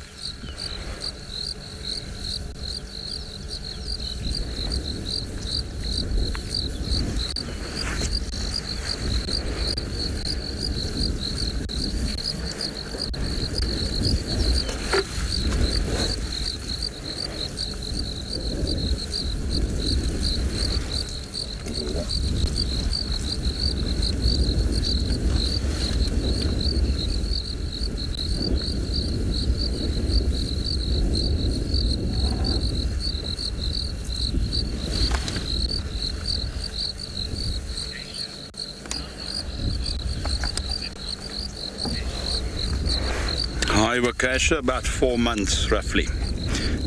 Then they pretty much wean. Around about 4 months that they suckle.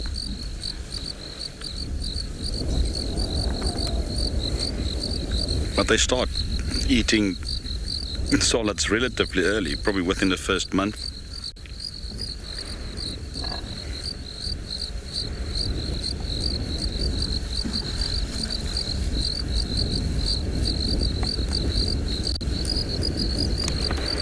Now changing direction again, more towards the northeastern direction. So maybe they loop,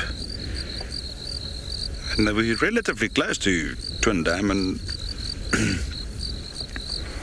it might be that Twin Dam is a touch too small for this herd, and they might know it. Look, they know their area very well. Don't get me wrong there, but I reckon they will probably now head, if anything, either Buffelshoek or back to Djuma Dam. Interesting how they check. Yes, and there's more of them coming, even though we very much not at the tail end, but it's incredible. Initially I thought this was a small herd, and this is all but a small herd. There's hundreds of them.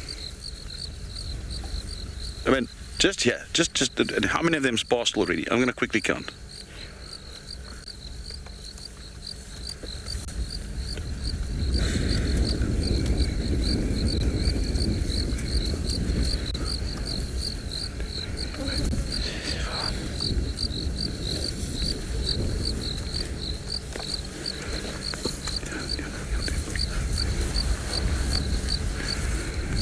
Just what we could have seen just now was 98.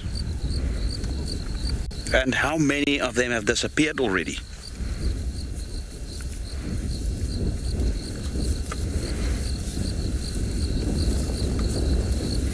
Nice little layer of paint on you there.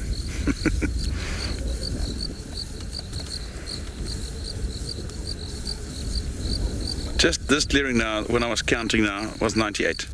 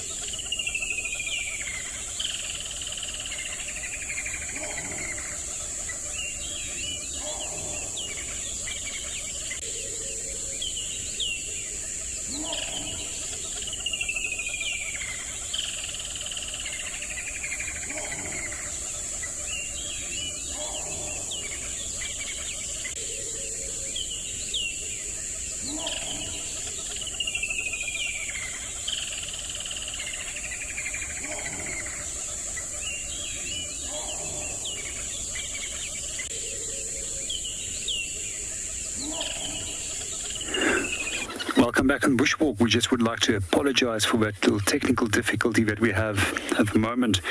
There's a big thunderstorm that's approaching, and that's most likely what's upsetting our signal so badly today.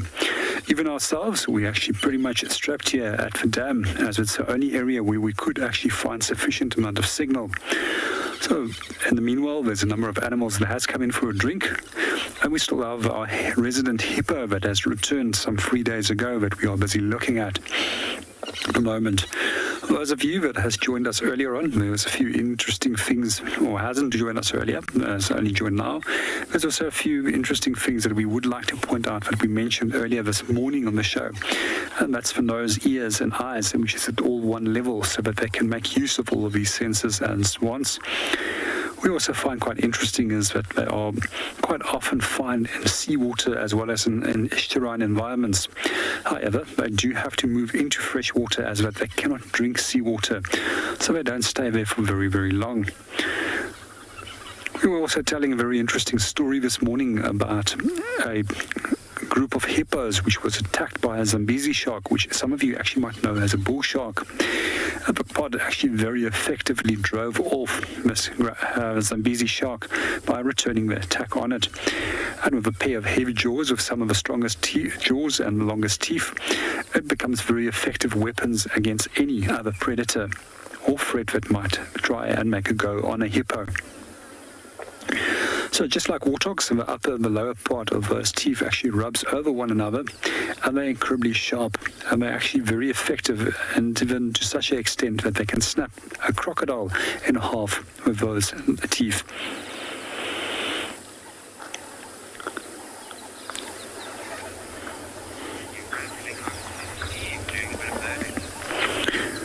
Well, we watch our hippos and hope that there's some more animals that are going to come in for a drink. Let's go and see what Steve is up to.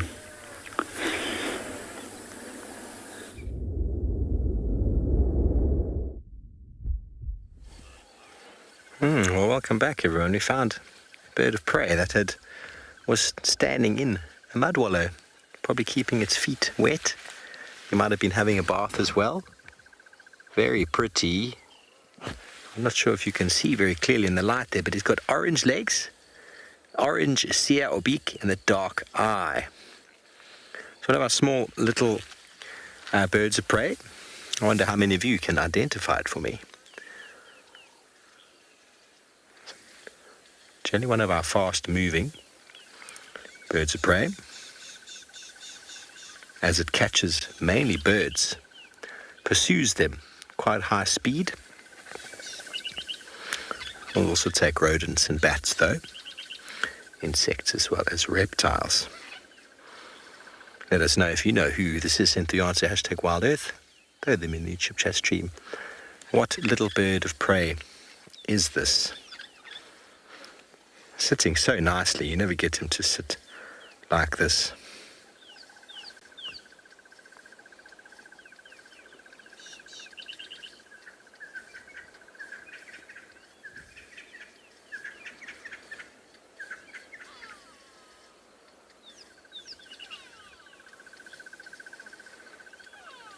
Some might confuse it with a shikra. It's not a shikra.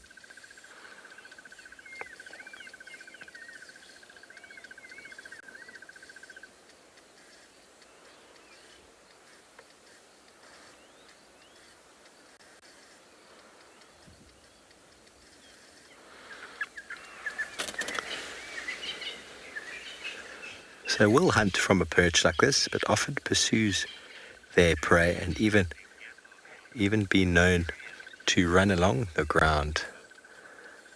Shreya, you reckon a pale chanting goshawk? It's unfortunately not. It's a bit too small. It's got a very... Ooh, I don't know if you saw it as it flew away there, but it's got a very nice white rump. Dirk seems to be a bit of a birder. Dirk seems to be doing very well on the birds of late. Every time I get an answer from Dirk, he gets it right. I'm going to play the call for you. See if anybody else managed to get the same answers as Dirk. But if not, that's okay. We learn. Have a listen.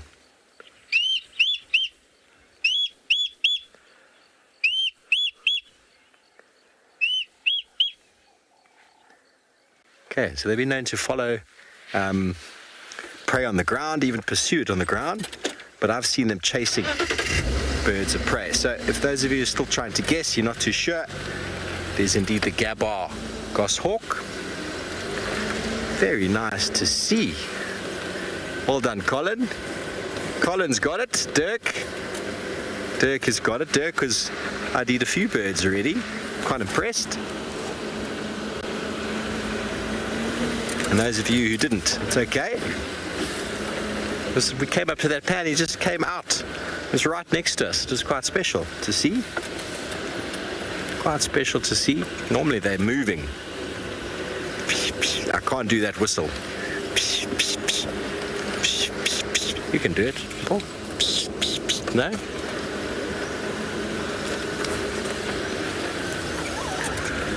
Okay, well, we're going to just carry on heading down this road. See if we can pick up any tracks of a female leopard. Who knows, we might be lucky.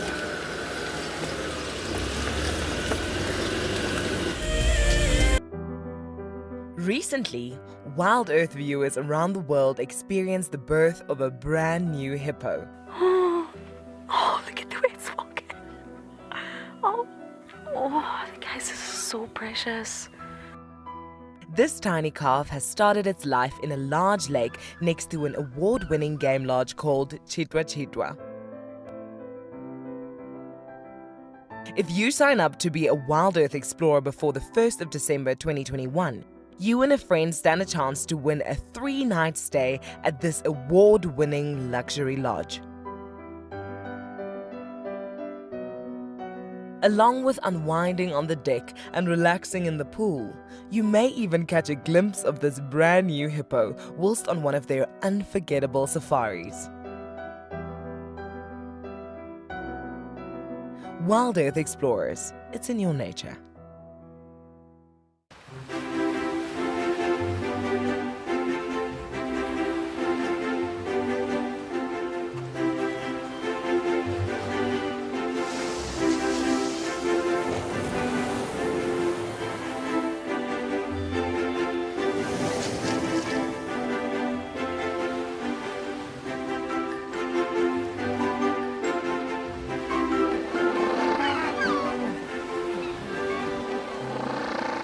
Our bodies are made up of about 60% water, which means that in a very short space of time, you can dehydrate completely. A relatively efficient way of collecting water early in the morning is to take an absorbent material like a sock and to walk through the grass, absorbing the condensed dewdrops on the grass. Once the material is saturated, you can then squeeze it out into a container, or you can suck it out directly into your mouth. My favorite animal is a leopard, purely because I just think they are just the epitome of feline grace and power, and the way they can move about in any environment and remain hidden until they want to be seen, I just find incredibly intoxicating, and they're amazingly beautiful.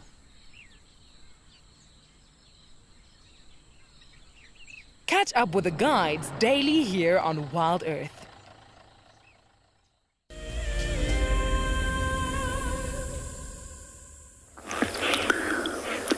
Welcome back at Bushwalk. We're still at Ndlovu Dam, and at the moment we're watching our hippo still, and we're also waiting for some elephants to come in.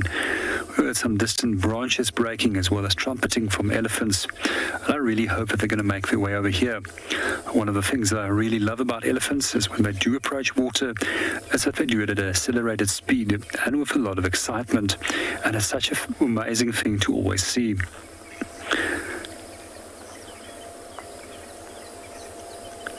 The other thing that I always really hope for as well is that they come for a swim, because it's one of my ultimate favorites to see elephants performing. It's just amazing how at ease they can be in water and how playful they can be as well when they do get into the water.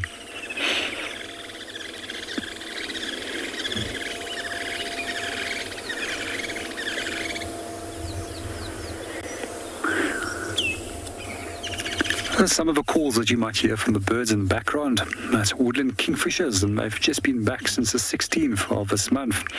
That's probably always one of my favorite summer visitors that I can see in the bush. That's also one of the sounds that I love the most. And what we find is also that they're one of the first of the migrants to actually leave, and normally the last to actually appear in Southern Africa. Every now and then you'll also hear the chatter of some red-billed buffalo weavers, which is busy working on a new nest.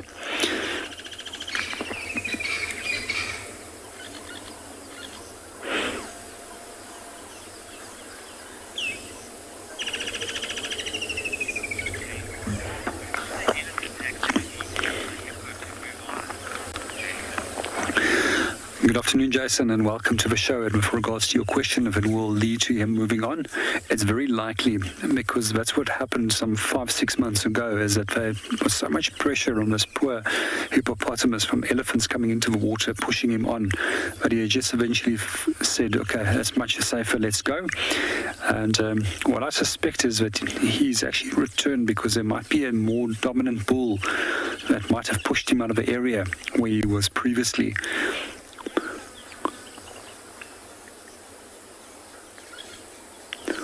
So that means that he has actually got very little choice other than this large dam as well as Leopard Dam to come and actually occupy. And at the moment, Leopard Dam is a little bit shallow on the shallow side, and this way for a reason that he will rather come over here, but he can fully submerge himself.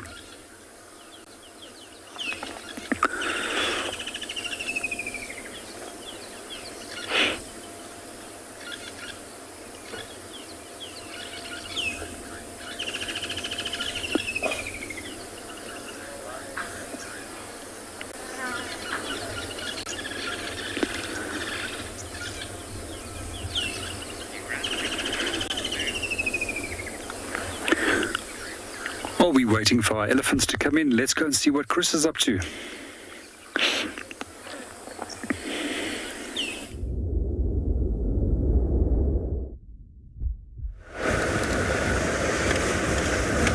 Well, JP, I'm also holding thumbs that your elephants arrived. That sounds like it could be a spectacular sighting.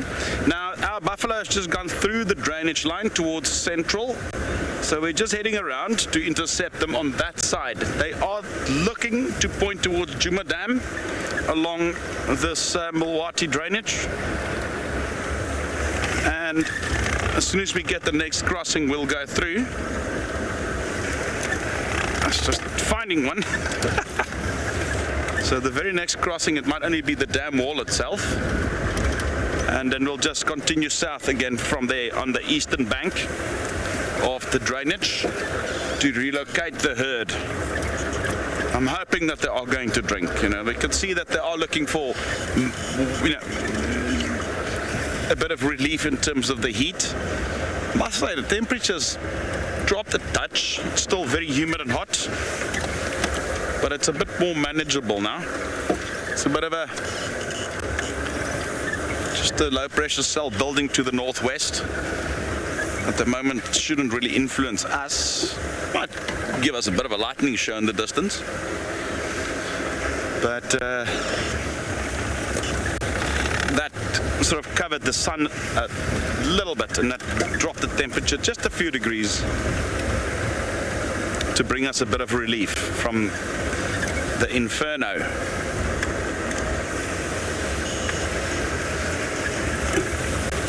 just want to touch on a subject that Steve mentioned earlier. When you have guests with you in this weather, he mentioned you need to really look at their hydration.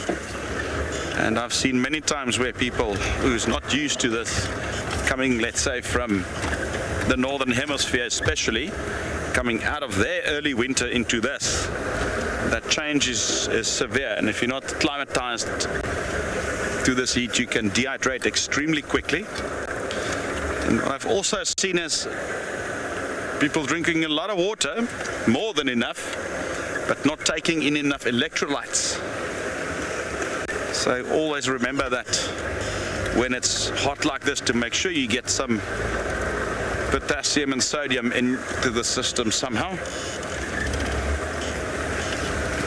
Whether it be one of these energy drinks or just a touch of salt. Normally sodium salt is enough, we get enough of that in. It's the potassium that's usually the issue. And I always just carry a banana with me on game drive, always.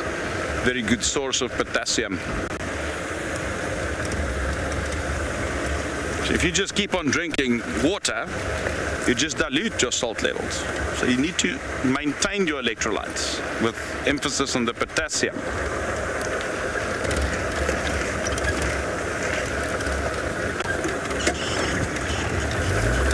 Ooh, hold on, Darren. We're going up.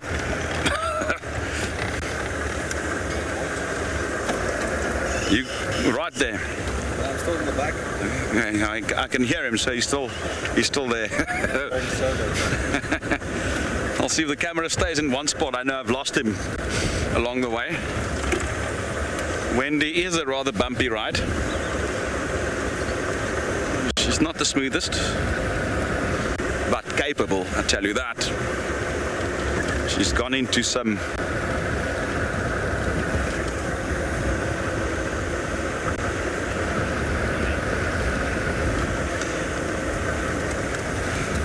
Jace, sorry, I didn't get the question 100%, but it sounds like if you're asking if the salt blocks that's being put out contains potassium. All depends. You get the generic salt blocks, the white ones. Those are usually just sodium chloride, normal salt. But I know you can buy licks with potassium and all sorts of things in it for the animals. That's usually necessary if you're in a small area. You know, a lot of these smaller reserves who are fenced, the animals can't move to different areas like they do in the Kruger. Here, Greater Kruger, Sabi Sand, all these reserves, the animals do move to certain areas where they can get those minerals from the soil.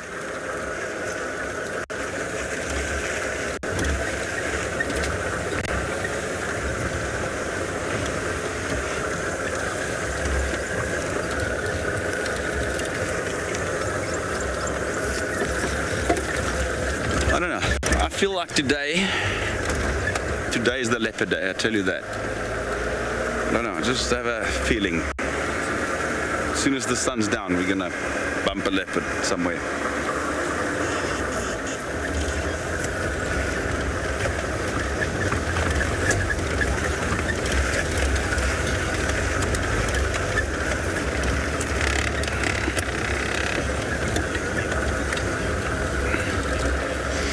Hi there, leopard lover.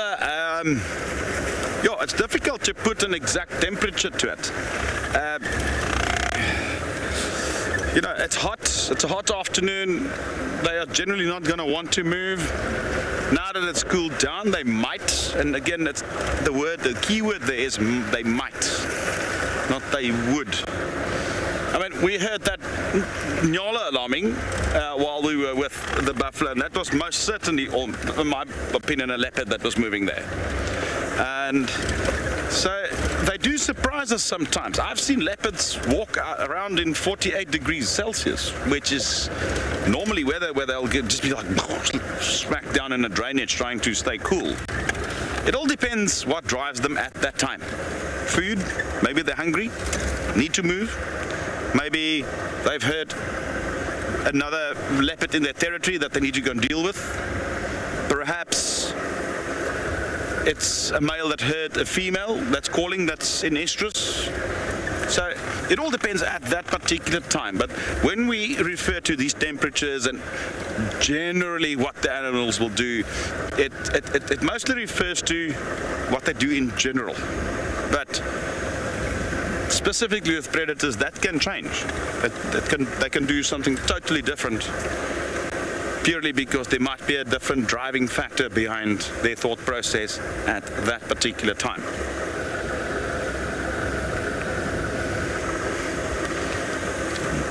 Hoping these buffalo will be somewhere around here now, unless they continue northwards along the drainage.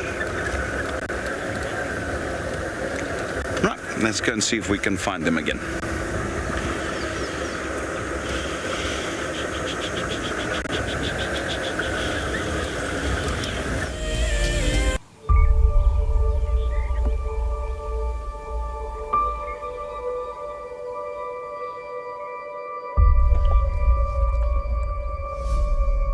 Look at that, it's amazing.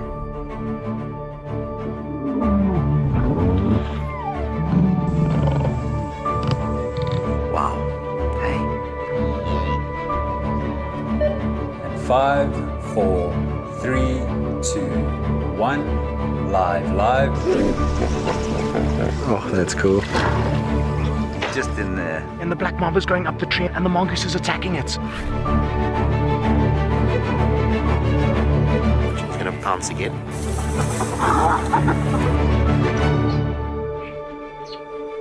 Sure, you can all agree with me. It's not a bad start to our Wednesday morning.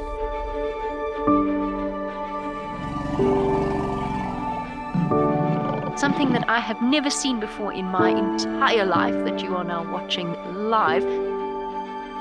Look at that. It's just beautiful. Fantastic display by a little herd of Springbok. How is this view? My heart is in my mouth, everybody. Amazing, they've locked their tusks together. You can hear the cracking branches.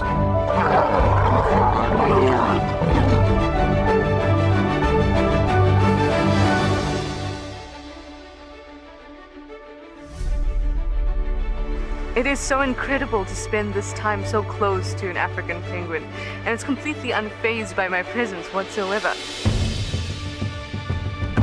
How insane is that animal?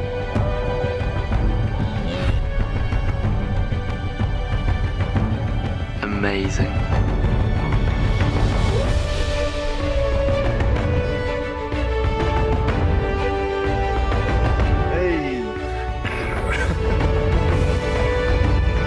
Awesome. It is fantastic to watch. Well, now we've got a tug of war between mom and daughter, look. I'm just at a loss for words. That's just incredible to see that.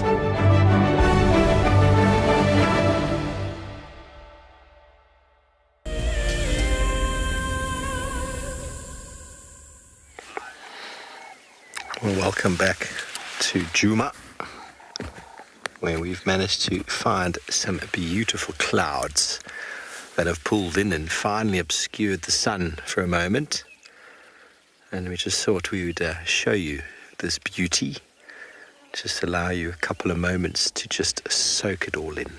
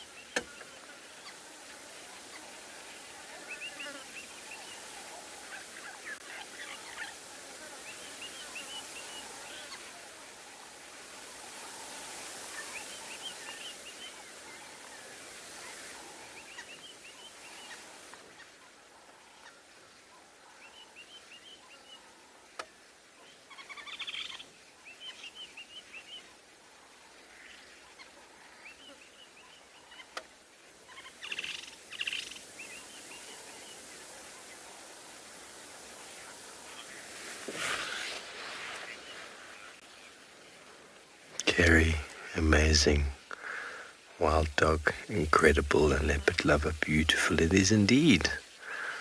These are magical moments in time that we are surrounded by. We have moments of incredible heat, and then the balance shifted back to one, a little bit of cooling. The heat leads to the rain, which will cleanse the earth again after baking it today. Oh, it's just a gorgeous scene. We couldn't help but share it with all of you. Glad you all enjoyed. Okay, well, we're going to spend one more moment here and send you over to Chris, who's having the best afternoon with his buffalo.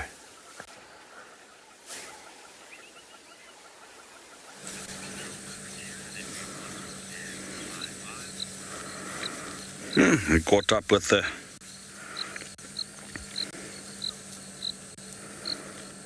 front end of the herd again.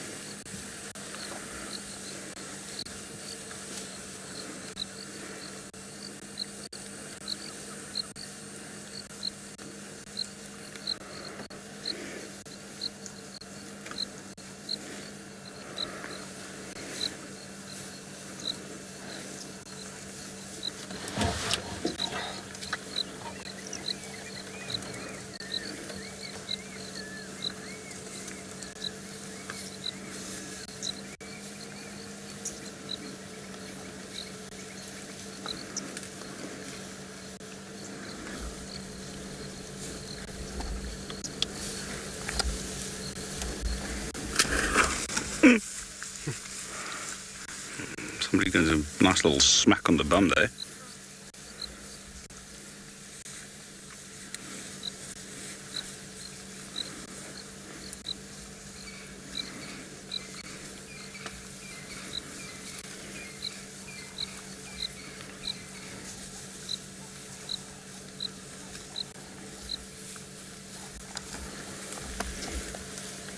Just frame up those clouds for us. While we're with the buffalo, look at that pretty sight. That's what I love about clouds. It's got a bit of cloud cover coming in, but just a couple of low pressure cells in the distance. One or two has discharged a bit of lightning, but look at that. Nature's artwork is just unbelievable.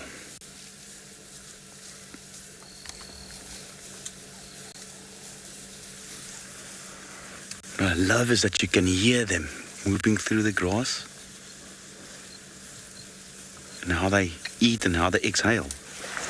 How they exhale, it's look at this. Unbelievable is that. Yeah, we sit in the middle of the Sabi Sand and here at Djuma, and we've got 300-400 odd buffalo literally around us. Isn't that absolutely, I don't know what the word is. Sublime. Sublime, says Darren. I think it's privileged as well, in addition to that. It is such a privilege to be here and look at this and be able to have you here with us live, looking at this as well.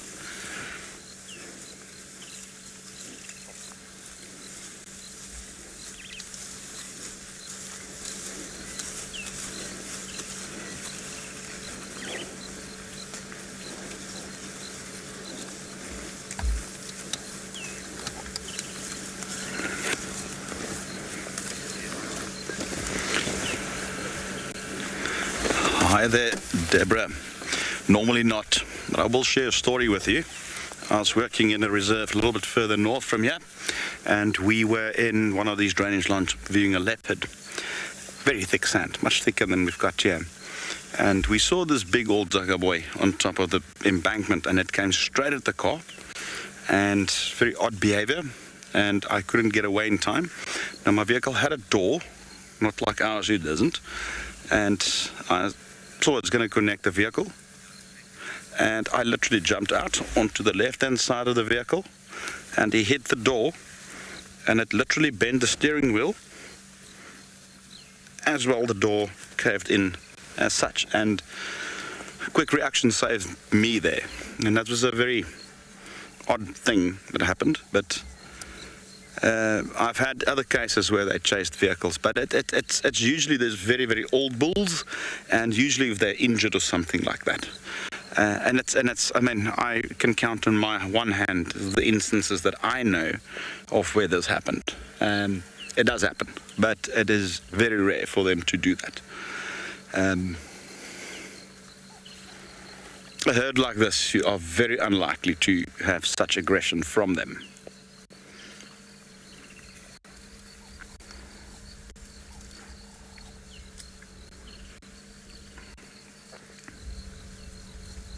I must say that was a quick one. If I didn't jump there, you would have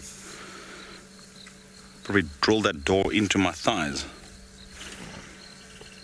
But these things happen with us, you know, and some guys will go through their entire careers without having any of these things. And I must say a lot of these things that happened was in my younger, less experienced days, when either a mixture of ignorance and arrogance perhaps led to some of these situations.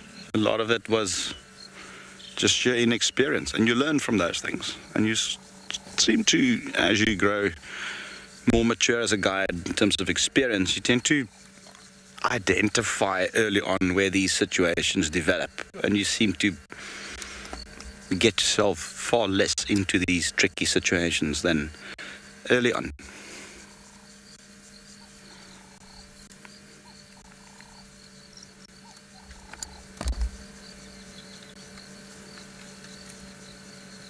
And you'll always see me with elephants. You know, at times we'll have them close to the vehicle and so forth. But my philosophy is always let them slowly come to you, and that will give you enough time to identify what their intentions are. Then you can clearly see if they're comfortable with the car or not. Don't go and approach them if you're uncertain. Especially if there's big old bulls in must. Within a group, or even by themselves, rather keep a distance. Those old bulls in musts can be extremely temperamental and aggressive. Also, females with tiny calves, always be aware of it. Although out here in the Sabi Sands, I find that they are much, much calmer with the calves. But you always maintain a respect, and always make sure that you've got an exit strategy should something go wrong. So always have that clear path to escape if there's an elephant that does become a little bit annoyed with your presence.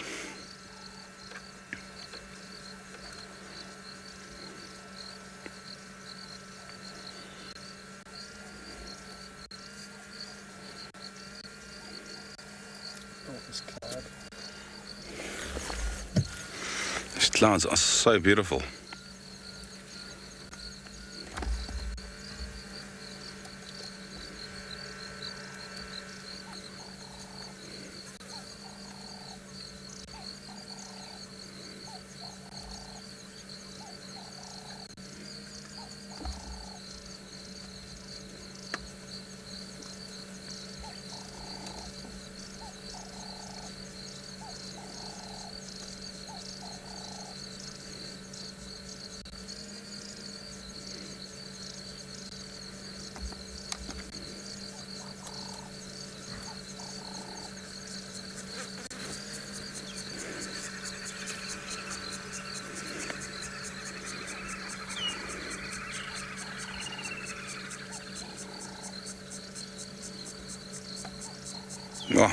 just mesmerizing.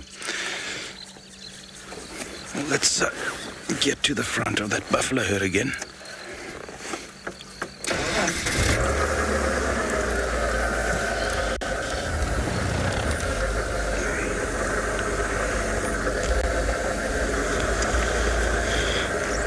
How nice of the buffalo to stick to the roads today.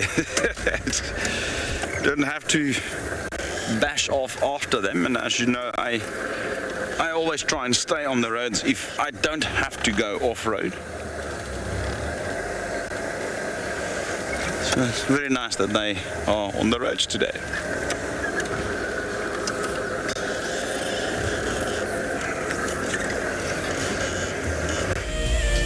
I've always dreamed of Africa since I was a little girl. And then I just decided, you know what? It's time to come. It's time to just live the dream.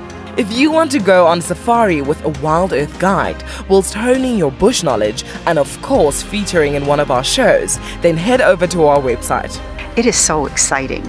You're able to see the difference of what you see on TV to how much work it actually is creating what you see on TV. The leopards, mareeps. How could you not really fall in love with that cat? He's got such a personality, and you never know what he's going to do. Sign up to be a WildEarth explorer, and you could be making your first ever on-screen appearance. It's about just being together and seeing and enjoying the animals and the great outdoors. It's just been a great experience. Certainly, if anyone's able to, dare to dream and come.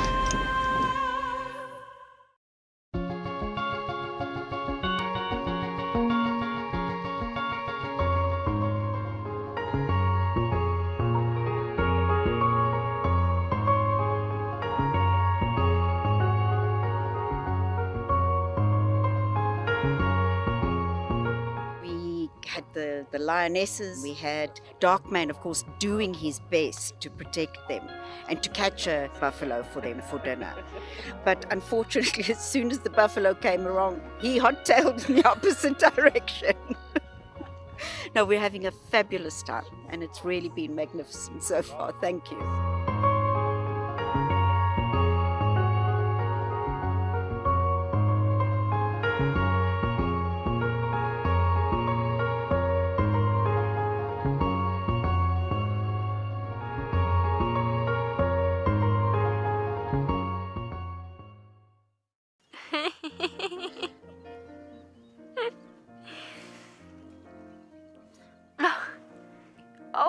Oh, what are you doing? Are you trying out for the ballet?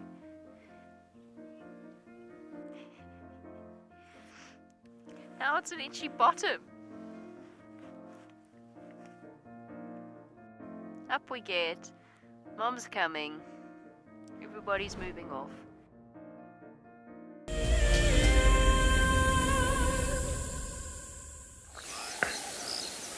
Welcome back live, everybody, where it's hard not to, when the sky looks as pretty, take a moment, just reflect, take a moment to sit and just watch how the light plays through the clouds.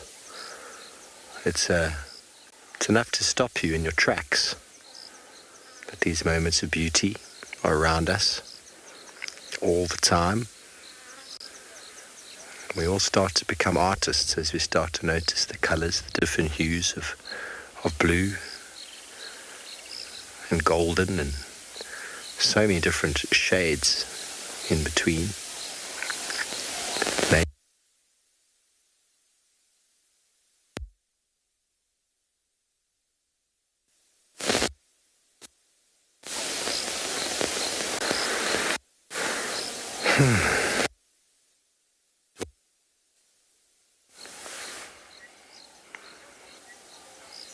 As discussed last week, it's so important to try and find these places for yourself where you can just sit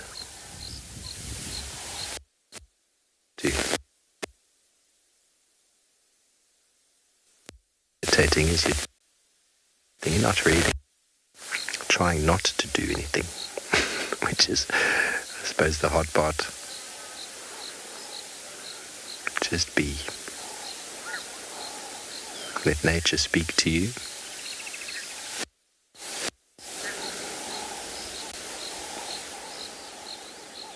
Feel the gentle caress of the wind.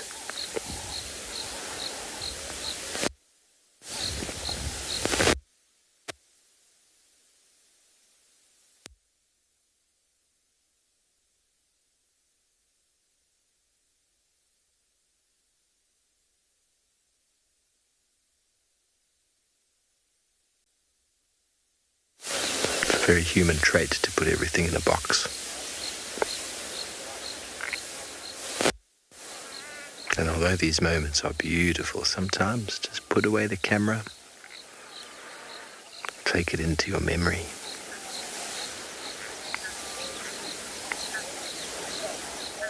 Okay, we're going to just spend a few more moments admiring Mother Nature at work and send you over to Chris and his buffalo.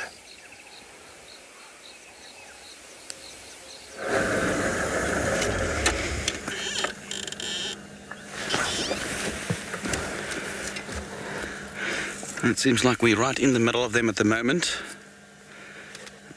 There we go. Yeah, seems like most of them are still...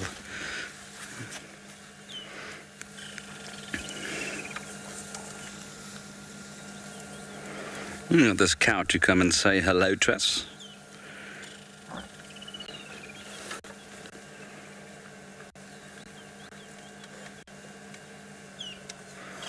In fact, a few times I've encountered herds of buffalo like this on foot. And they're quite, unless you get them at short distance, but if you get them in the open and they do see you, they often would come closer and investigate a little bit.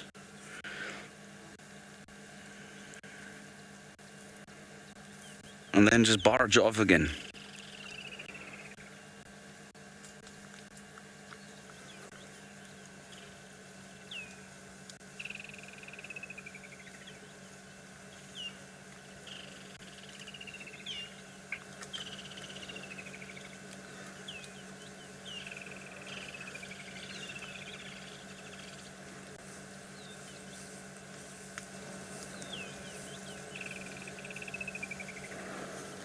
Trying to figure out what we are and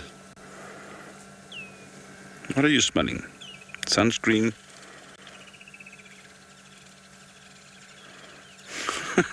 Photo bomb there by an Oxpecker.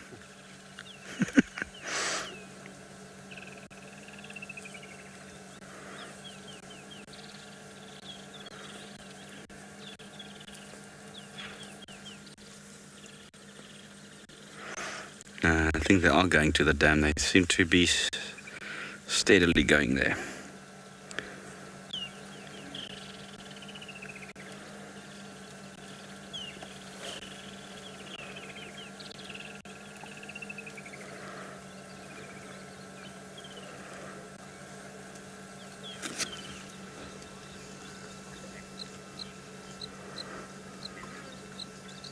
Hi, Stephanie.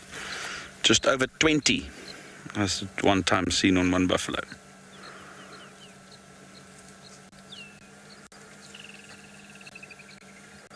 And that's the one day where I did not have my camera with me. I would have loved to photograph that.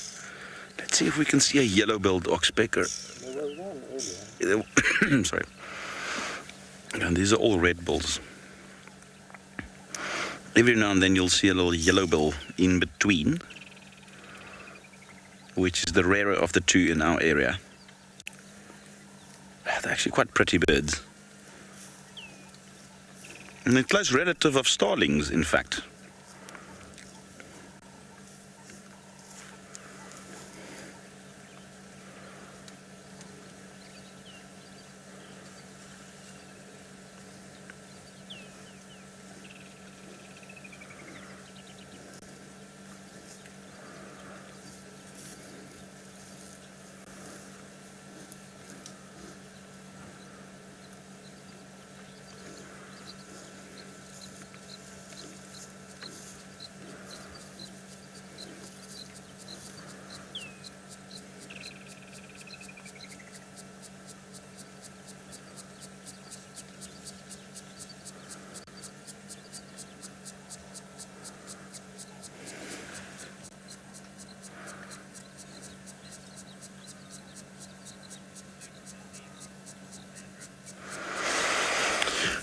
Hello there, Sandra. The disease that they often contract in this region is anthrax. Anthrax does... we have sporadic outbreaks of anthrax in the park region. That's a disease that becomes symptomatic with them, but quite a number of the buffaloes in the region here are asymptomatic carriers of bovine tuberculosis, which is a disease we believe was introduced into this area by accident through domestic livestock in the 1800s. And they very seldom become sick of it, so they are a maintenance vector or carrier of that particular bacterium.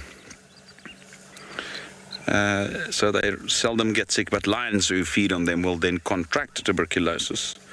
And just like with humans, it's a slow and corrosive disease.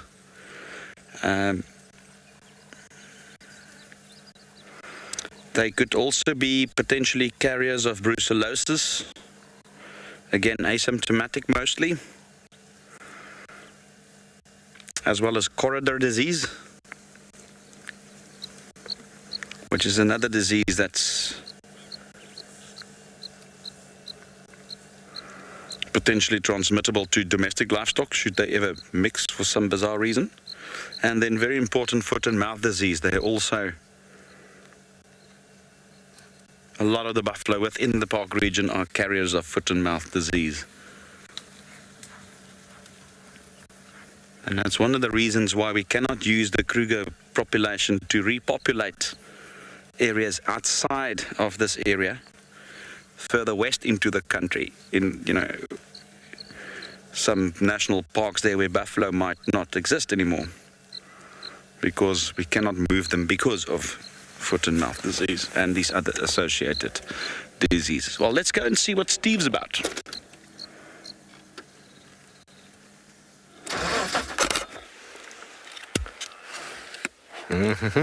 Look what we got again on camera. Very exciting to see these birds. Now, at first glance, it's quite obvious that it's a cuckoo. Now, who can tell me what cuckoo this is? Fastest on the buzzer. Wins my... Oh, my word, there's a big lightning to the south there. Yo, did you see that? Sorry, you guys probably didn't see that on the camera. That went straight through that tree behind there. Let us know if you know who this is. Now notice it's got a bit of a crest. Notice the crest, and it's got a little bit of a rufous on the chest. Look at all those spots on the wings. It's definitely a cuckoo. It's got such a characteristic cuckoo sort of feature.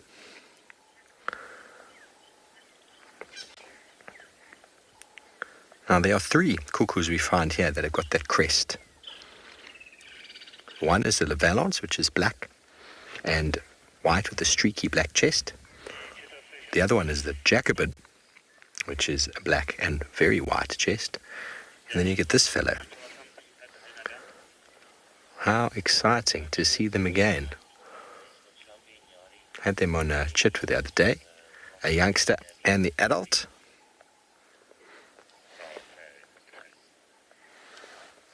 Very, it was with you, Paul, wasn't it? Mm-hmm. Well, Australia, you're on the money this afternoon. Picky's on the money. Any other guesses coming through for our cuckoo on the floor who's feeding on what looks like could be ants, could be termites.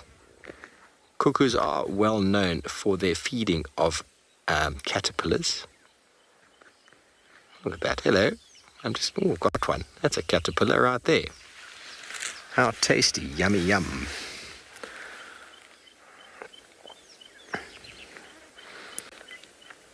We spoke about these quite a lot the other day. But they do parasitize on many of the starling species. Ooh, I'm not getting those comms. So, if you guessed great spotted cuckoo, you are all deserving of my round of applause, because it is a wonderful bird to see, and to get it on camera like that again, well done, well done. Very pretty, aren't they? Very, very pretty. Great spotted cuckoo. Now, someone called in a thick-billed cuckoo this morning. I would like to find him. I've seen one before. Only once. I think only once.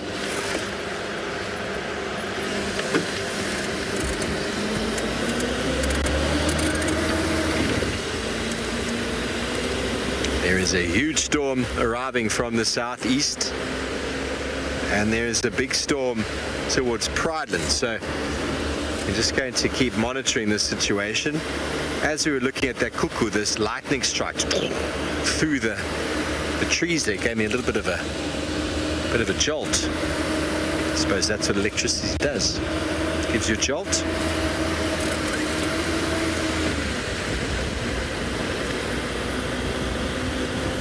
Okay, we're going to keep heading south down this road. See what we come across.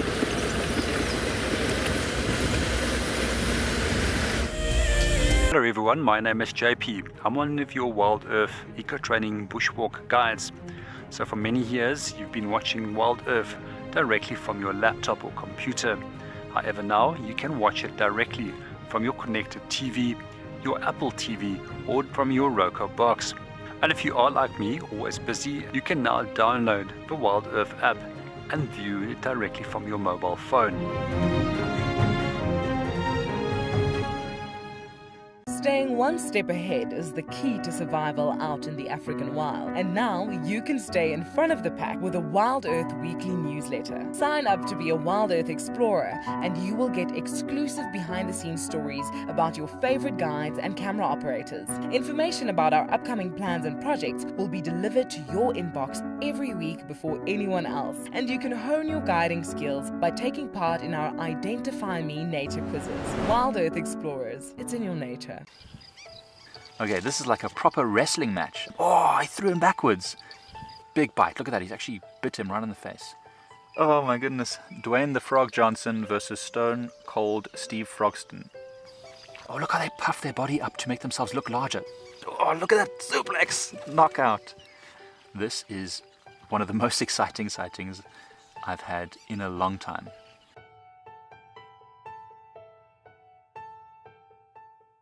I am an outdoor photographer, a wildlife filmmaker, and a conservation storyteller.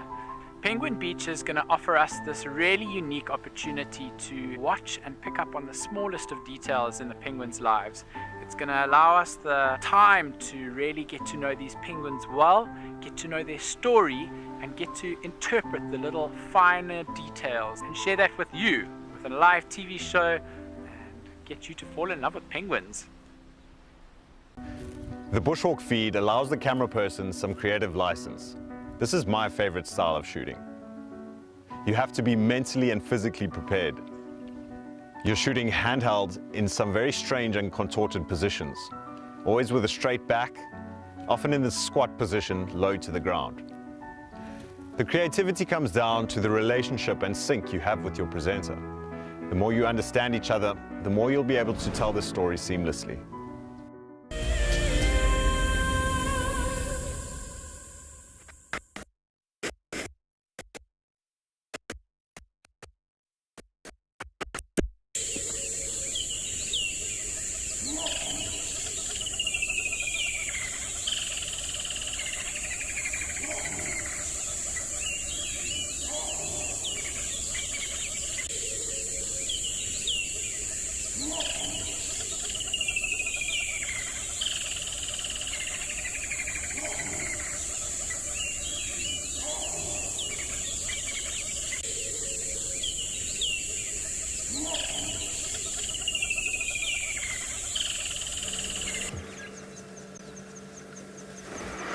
I seem to have just a quick little dip and signal there.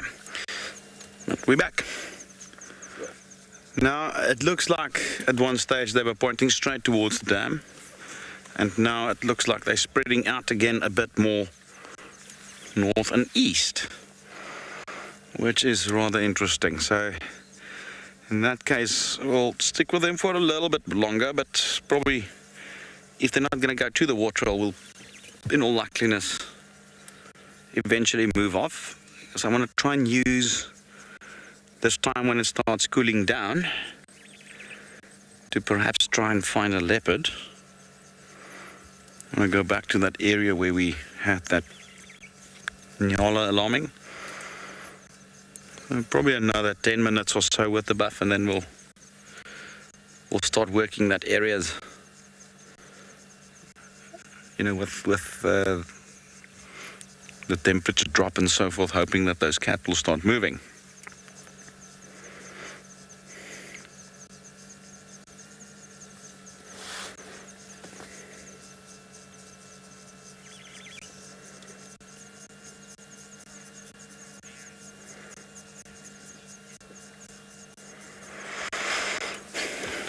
Hello there, Mary. Yes, buffaloes do have a very, very good developed sense of smell. They can smell very well indeed.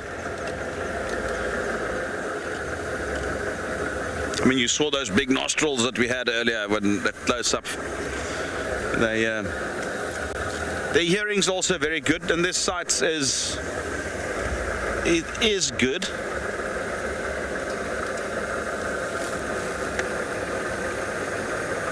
And so while I'm just checking out something. Don't worry, it's not something. It is very, very good, their sense of sight as well. Well, not as good as the predators, but it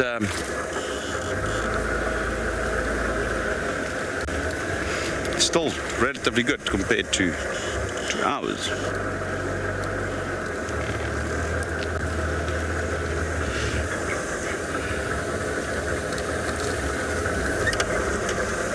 I can feel that sun has definitely grilled me a little bit this afternoon and this morning.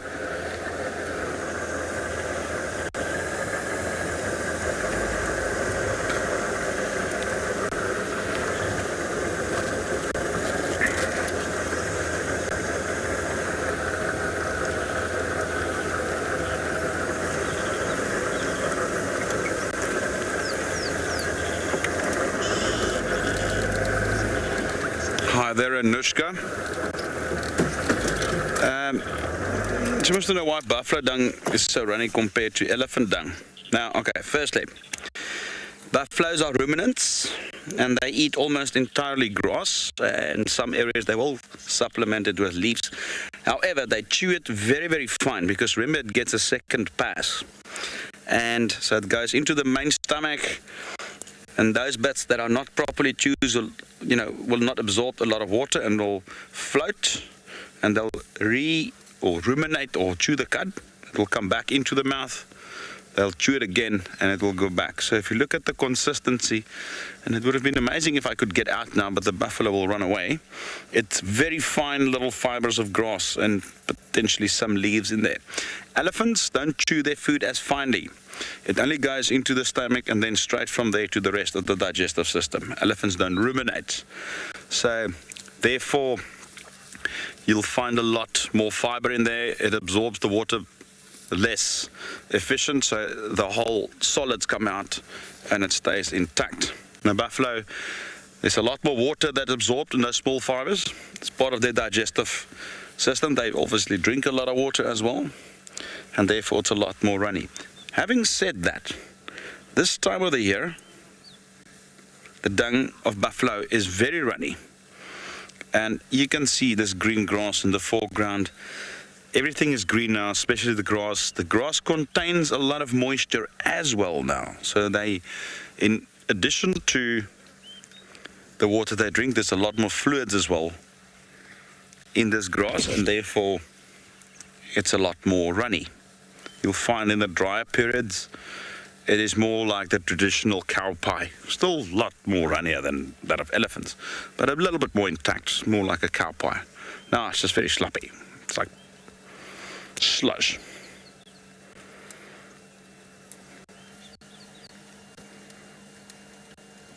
And that's all because of the green grass.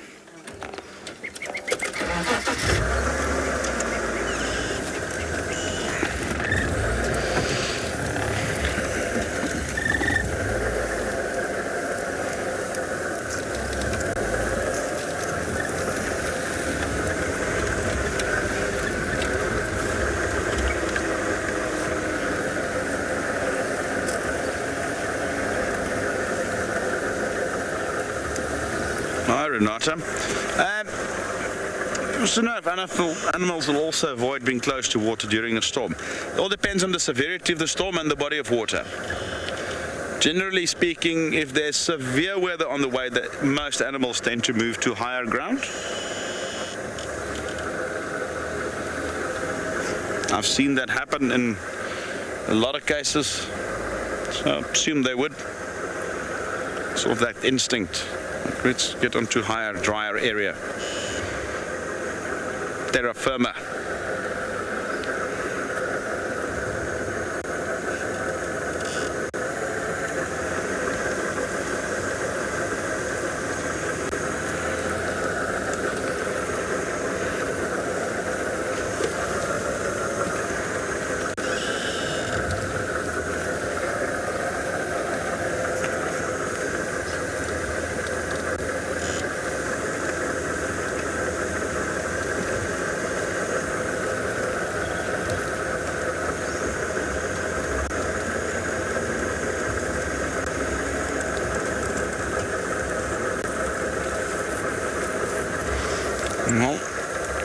While we're with the buffalo, we're not going to have much of a sunset from where we are, but let's go to Steve. He might just have one.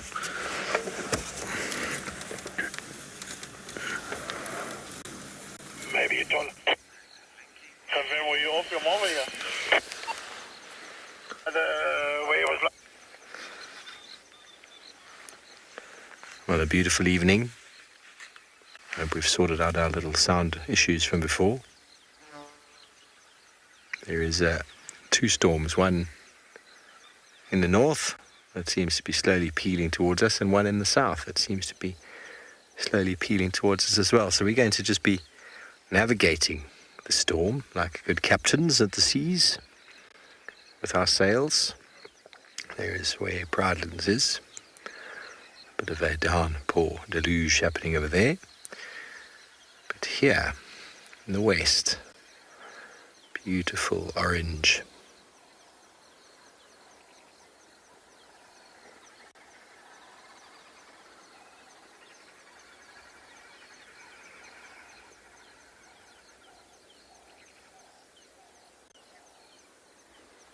It's very calm. The wind has dropped. Although we saw a fair amount of lightning before to the south and heard some rumbling. The old adage of the calm before the storm is evident.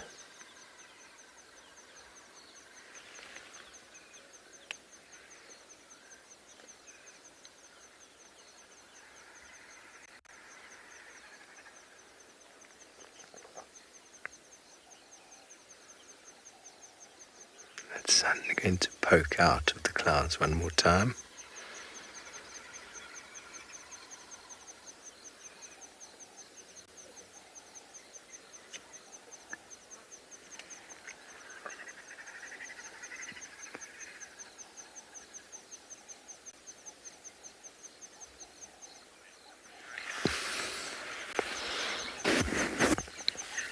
Isn't it just sunlight beaming through in Renaissance in Florence, and a lot of the paintings with the light filtering through the clouds, landing on the buildings, was always referred to as the fingers of God. Those Renaissance paintings. Most certainly, it's beautiful to see.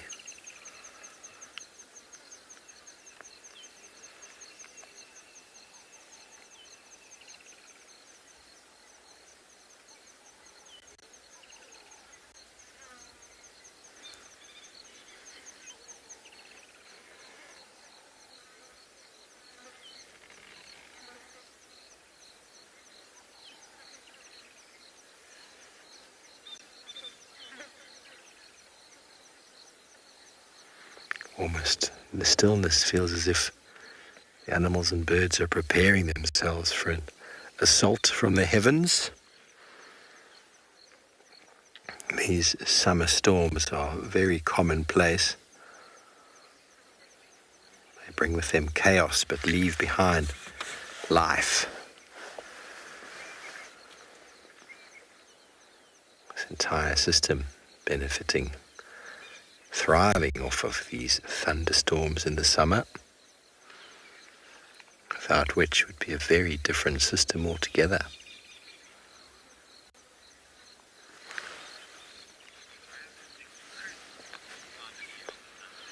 It sounds like Chris is also looking to enjoy a little moment with the sun. Let's go see what his view looks like.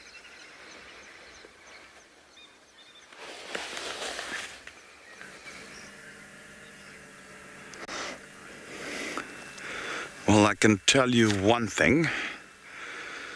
If that sun goes underneath those clouds, and we can just get a bit of the rays reflecting up on the clouds above, it's going to illuminate the sky. So that's what we're hoping is going to happen. And that's about 3 or 4 minutes from now. Let's just watch that and see how it unfolds.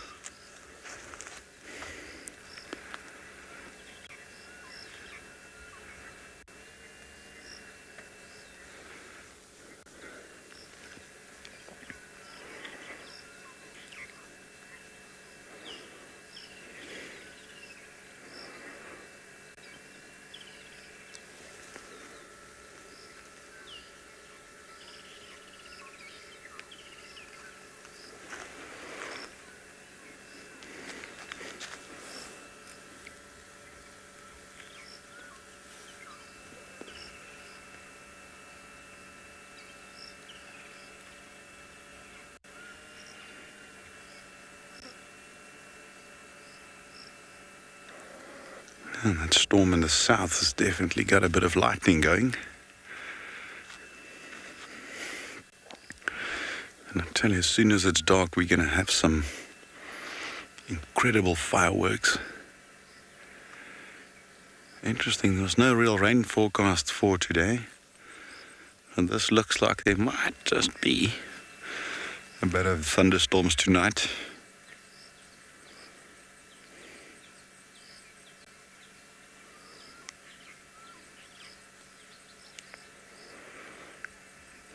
Look at that. It's just incredible. Absolutely incredible.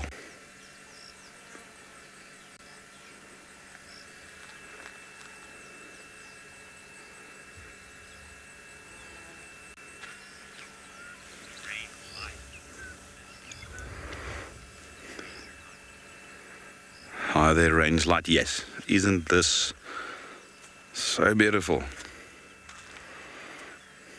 No matter where you are in Africa, it is spectacular. Whether you're out here in the east of the country, in the bush, or along the west coast, along our coastline there, the sunset in Africa is unbelievable.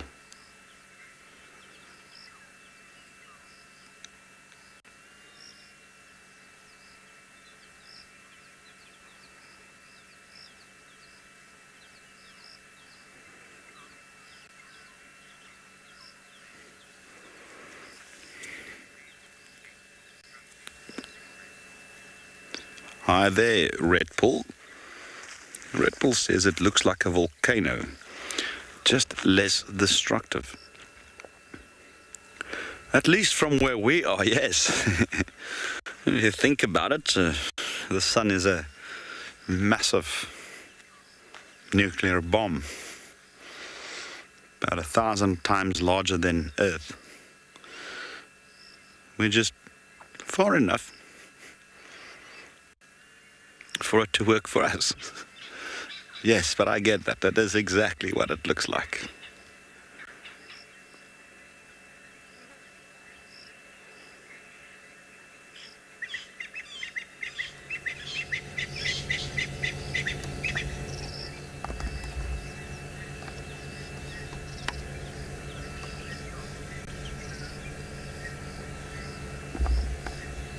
Interesting is the core of the sun.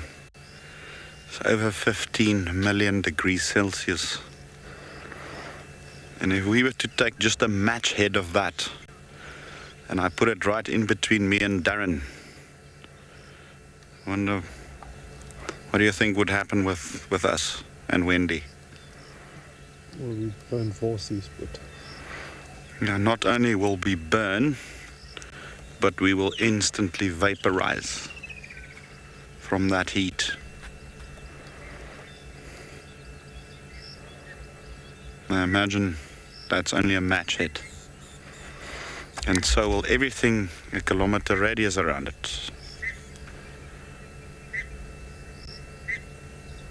If in sufficient amounts.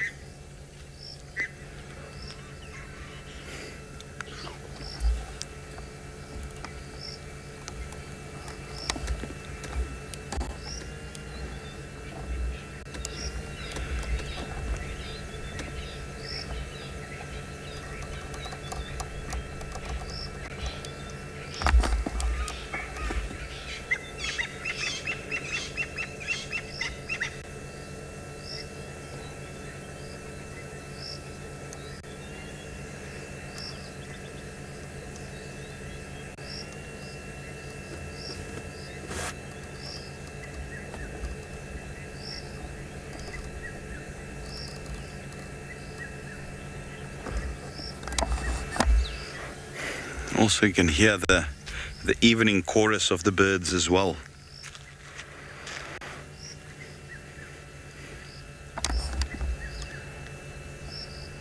There's a red-chested cuckoo going off in the distance. I hear doves, there's woodland kingfishers, there's francolins and spurfowl, all sorts of birds announcing the end of their day.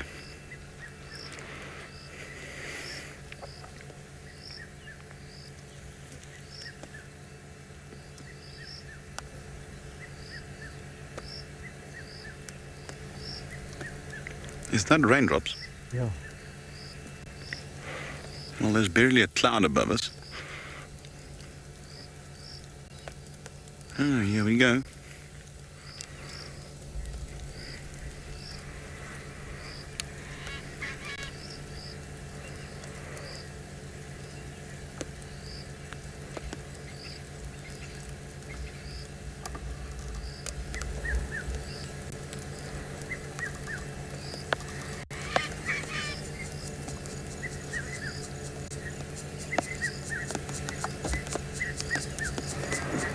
Well, we're going to sit here for a moment or two, but let's take you to Steve, who's already on the move.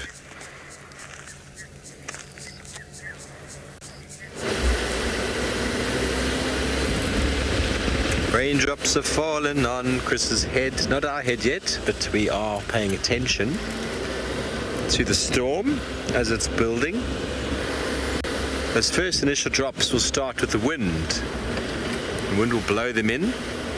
It's definitely coming from the north there. The wind is just starting to change, but it's very, very slight. You'll see this huge pressure cell will start to pull. And the wind will pick up and then the storm will move in. And the storm is sitting that far away. You're not feeling the wind yet. Indication that it's not quite there yet. But that can change. As soon as that wind starts, the rain is imminent. So it's very interesting how we get these two different cells. There's one in the south, one in the north, just converging towards us. So it could be quite an exciting evening.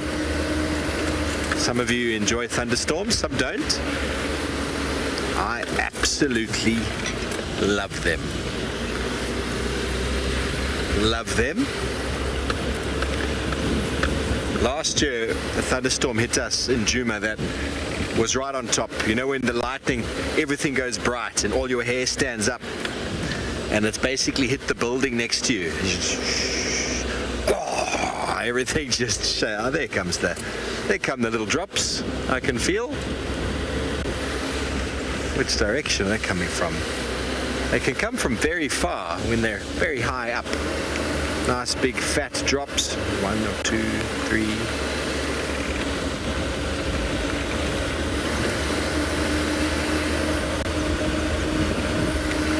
We might get our rain covers on shortly just to make sure everything's good.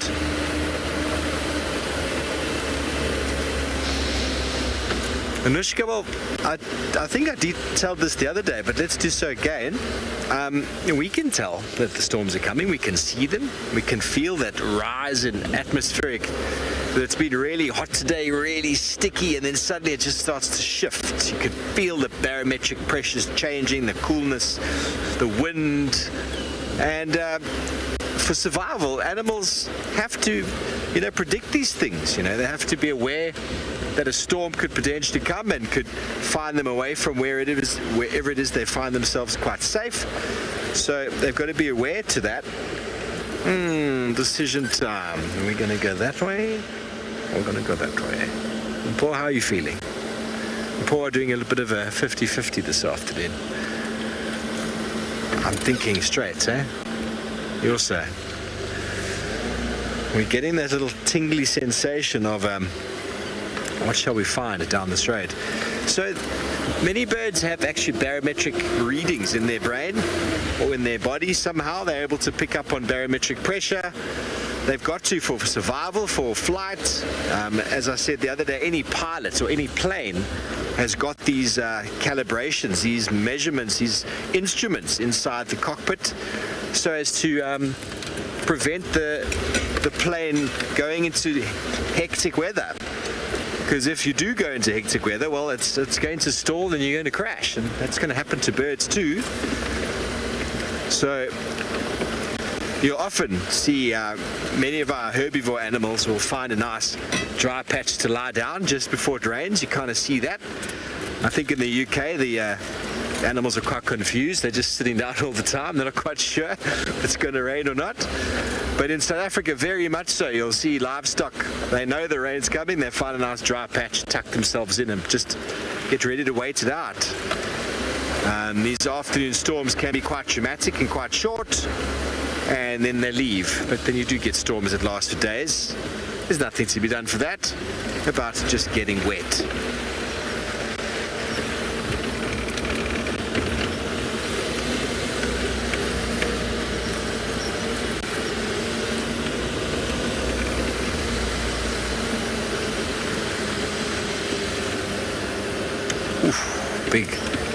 Big lightning to the south. We're going to navigate between these two storms, slowly get back towards the sort of safety area, a little bit closer to camp.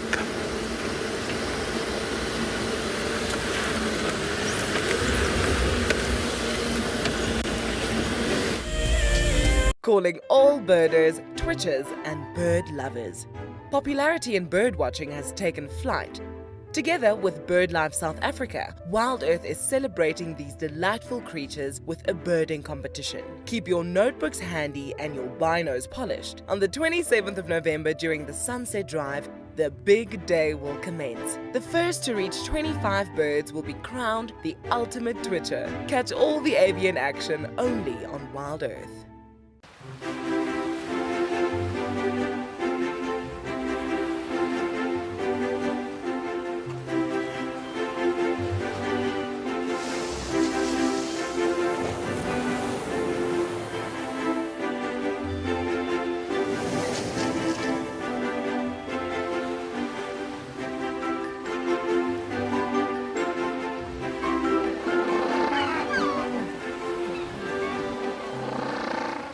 There we go, look.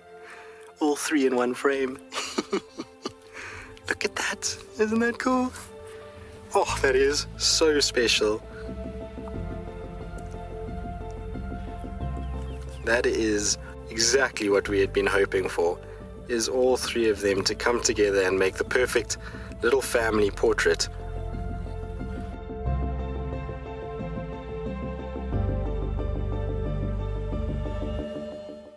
I've been a guide for just over 20 years. Started my career in the lowveld of South Africa, and it's become full circle, and I'm back here today and I'm extremely grateful for that. My favorite animal is hands down elephants. I'm a family man, and the way the family is structured in elephants, it resonates with me, and therefore I've chosen elephants. My favorite activity out in the bush is to track big game. It gives you the opportunity to learn about their behavior in much more depth than just observing them. My favorite sighting at WildEarth was where the Talamati Pride was trying to hunt buffalo in this beautiful, misty, foggy morning. The whole setting was just so surreal, and it intensified, culminating in a near successful hunt. One of the main reasons I became a guide in the first place is to share this wonder with people, and now I get to do it with a much wider audience.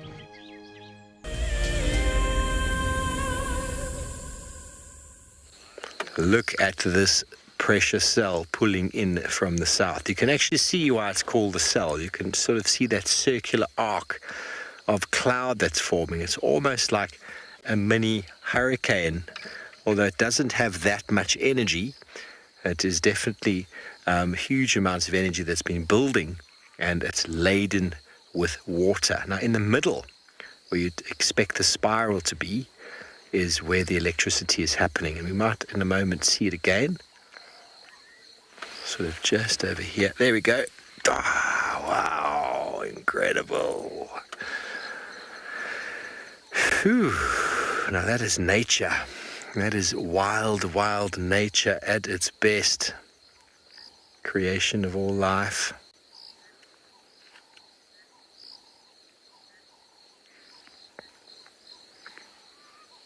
So that cell has moved up quite substantially in the last 15 minutes.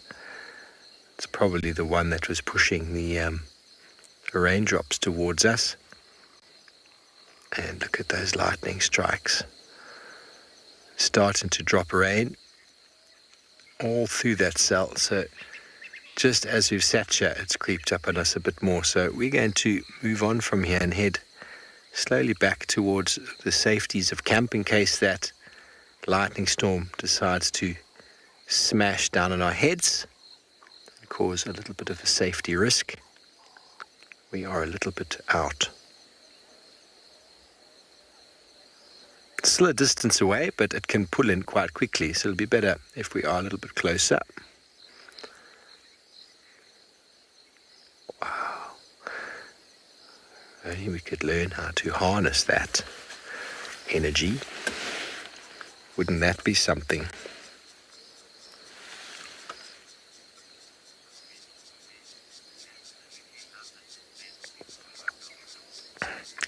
Yvette, there is so much suspense before low-felt storm, isn't there? So much suspense. It really is quite something to witness. And I mean, if you've spent time in the high-veld chair in South Africa or in the low-veld, and you've experienced these storms, there's something so welcoming about them because they bring on the cool conditions. A hot, hot day cools everything down, freshes it all up.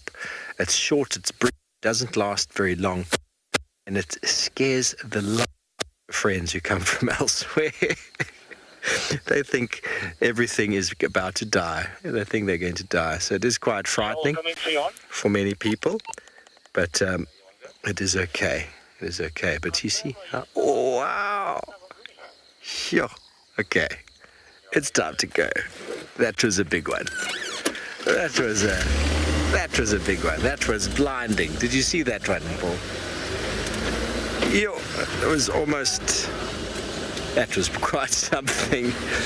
Okay, so we're gonna slowly head on back towards a little bit of a safe haven in case the storm doesn't pass. We can quickly nip back, but right now we're a little bit exposed.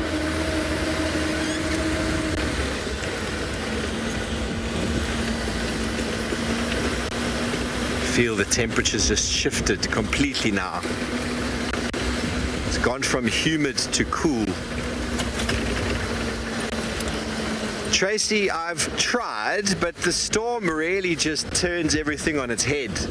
You know, the predators will often get up in that wind and start hunting, and then the deluge just wipes down on you, and you don't have windscreen wipers. You can't. It's just, you go home or you turn your back into it if you've got a rain roof, and you just wait for that crazy, crazy storm to die down, because it's very difficult to see, dangerous to see, and yeah, it's just not something that people do.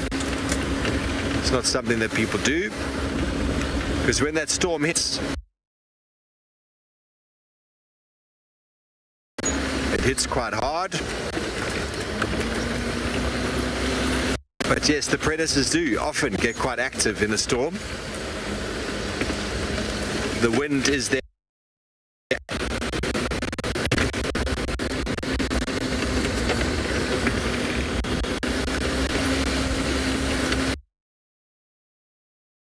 That second storm that's sneaking up behind. Okay, well, we're going to send you over to Chris to get through this. Yeah.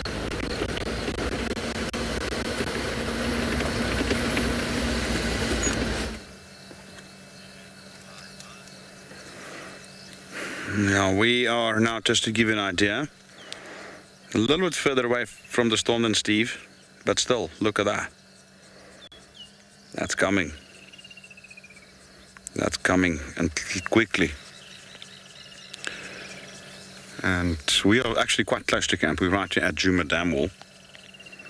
And even though you can't see it, it's also to our north. I've seen strikes to the east. I've seen strikes all the way around the south. So these three storms are going to converge here. I'd like to see what's going to happen then.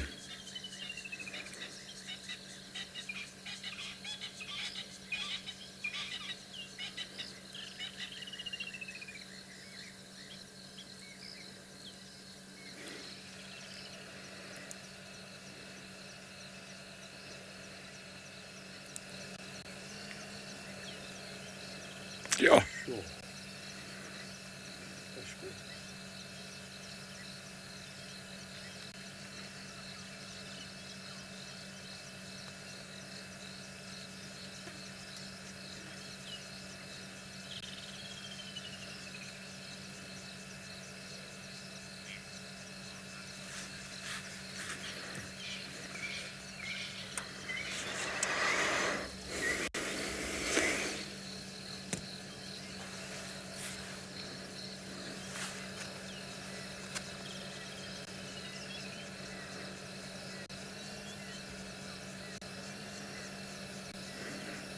Yo, look at that one.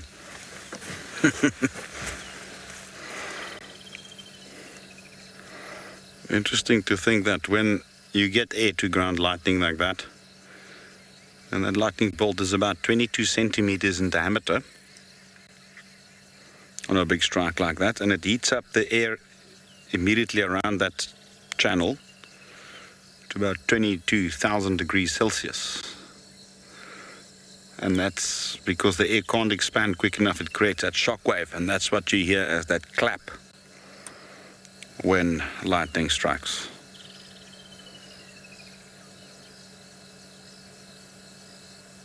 Much like a sonic boom, but made through different mechanisms.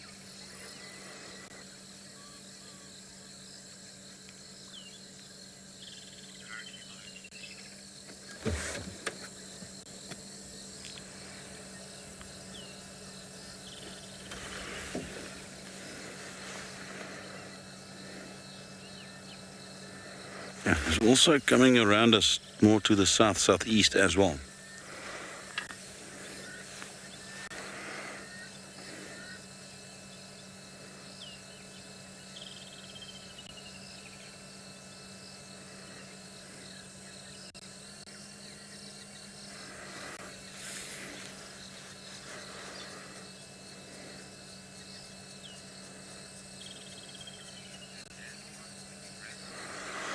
We'll just observe it and see what it does.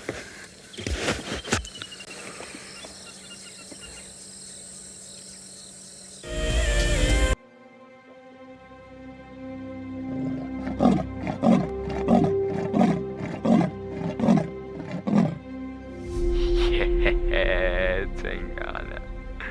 That's my boy. It couldn't be a better morning. This is just too special. Wow, what a way to start off.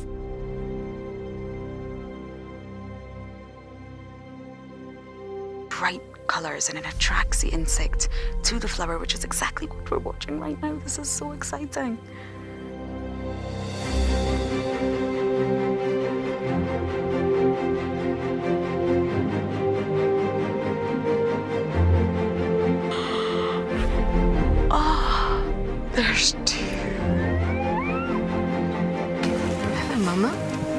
It's all good.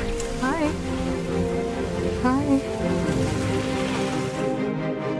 The smallest baby black-backed jackal I have seen in the wild. Look how full the belly is. It is so incredible to spend this time so close to an African penguin. They just make me feel alive. That is incredibly sweet. Grooming each other. Play is vital. This is how they learn. This is how they would tackle prey. There you go, there you go. There you go, there you go. Heart is pumping right now. Look at this, everybody. We've got a live kill. There's nowhere to go. It's just such an incredible privilege to be out here. It just keeps on delivering.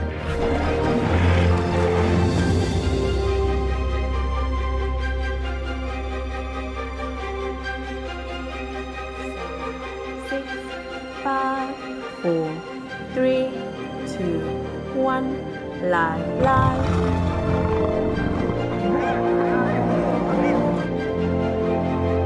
There she goes. Going for the youngster. She got it.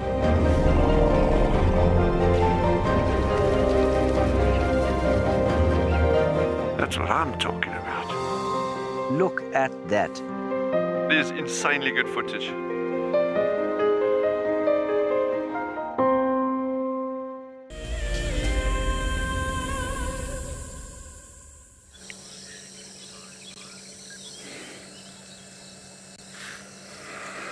Yeah, the storm is still slowly approaching and growing. I'm not sure whether by the time it reaches us here, right on top of Djuma, where it will still have the same strength, it might even strengthen.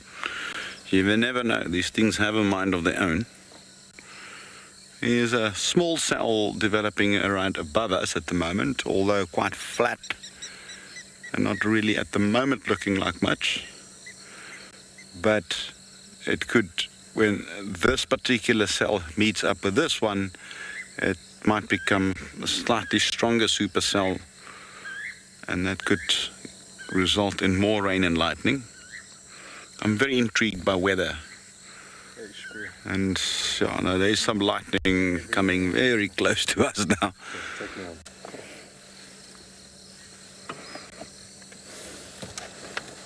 So there's the other cell right above Djuma.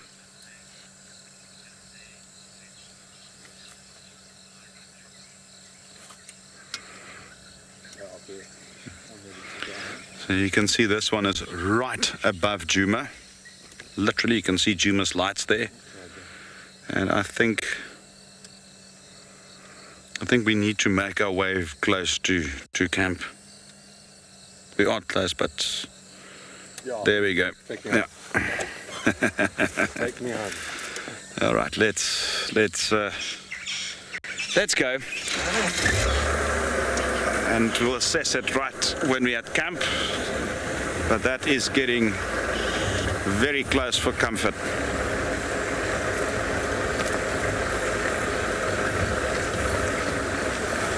But while we try and get back to camp and assess the lightning, let's look at some highlights from the past.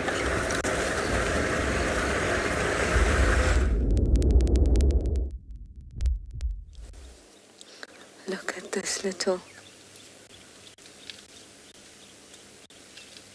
Very curious about us.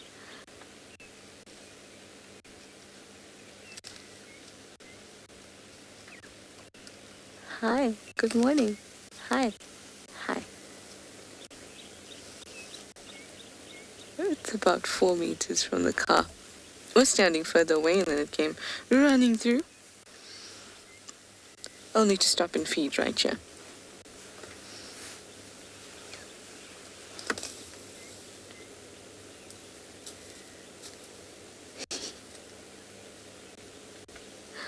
Oh, that was a whole mix of different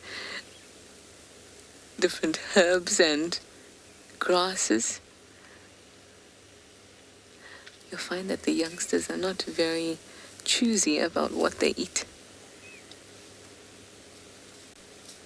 And they tend to want to dust everything they pick up, whether it's grass or not. So that movement of hitting the vegetation against them That's to take off grass, take off sand off grass when they pick them up, pick it up, pull it out for ground. But youngsters, having seen adults do it, they'll do it for anything. Look at that, there's no sand on there. When you see the adults do it, you'll see there's a whole lot of sand at the end of the grass, where the roots are. And you'll see it fall as they knock it against themselves. But you, little one, you don't have much sand. Hi, Polly. You'd like to know where its parents, its mum's just behind it. Behind the bush there. You'll be able to see her behind. There we go. That's where mum is. And the rest of the herd is all around us. As for Dad, Dad is not involved in any of the parental care with elephants.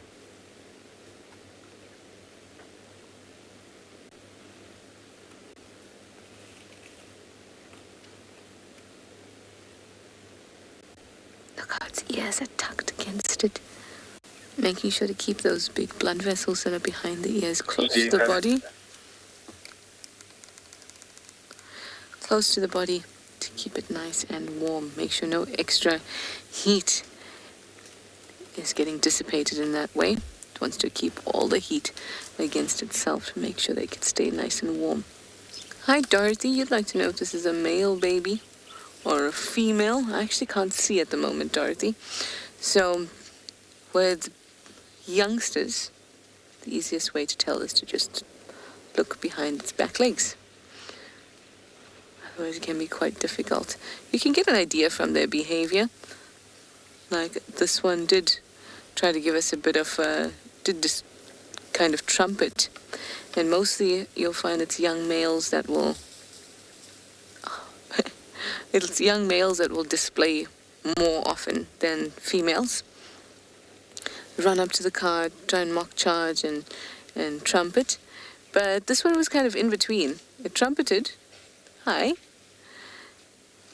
but didn't try and charge, just kind of walk this way. So we'll see when it comes out of that long grass, because at the moment you can't see anything. If it's a male, it'll obviously have a penis sheath. Hi, Judith. You say you never think something so tiny will grow up to be so big. That is true, but I'll tell you, Judith, this little one, it's a little female. There we go. A young girl. This little one is probably weighs more than you and I combined, Judith.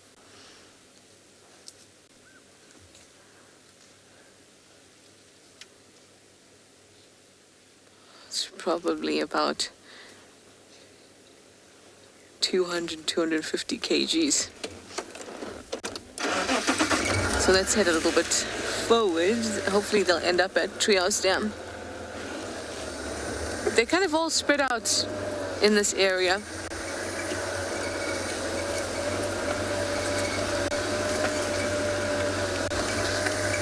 Oh, hello there.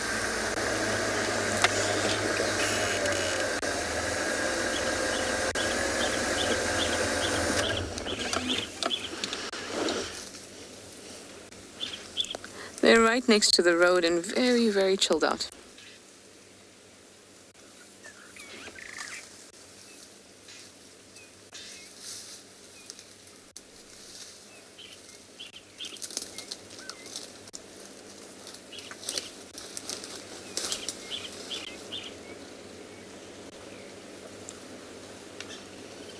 This one's feeding so close that you're going to hear the sound beautifully.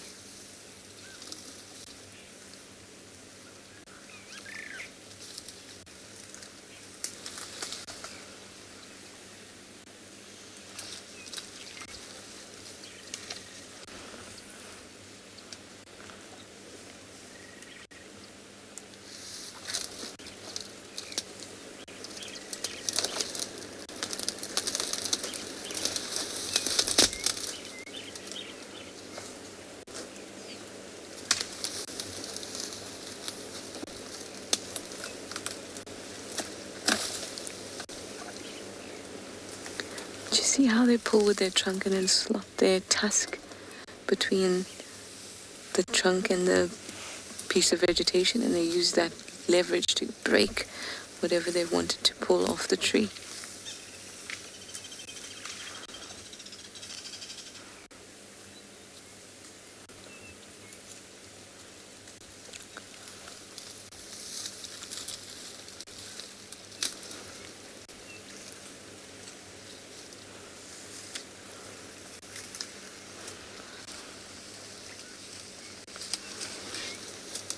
It's still so chilly.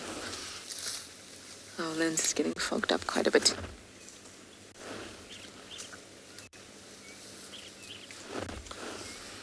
I see another little baby. Hopefully he'll come out on the road. Everyone's like really close to the road. Is that one right there? Hi Nicanova, you'd like to know why they don't get pigmentation marks like Asian elephants? I'm actually not sure what the reason that Asian elephants get those marks is. If it's a genetic reason or it's a result of... or if it's a result of something else. Hello, baby. If it's for genetic reasons, then that's because they're two different species. The Asian elephant is more closely related to the mammoth, and the African elephant is further a further relative, more distantly related. Oh, that was a very, very elephanty of you, little one. This is a much bigger stick. Will you do it? Ah. Oh.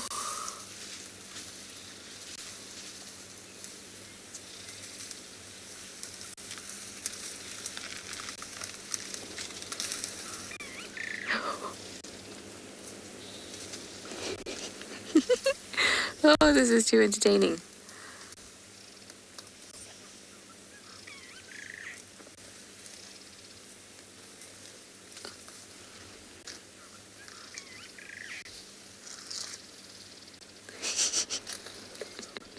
You don't know what to do with your limbs.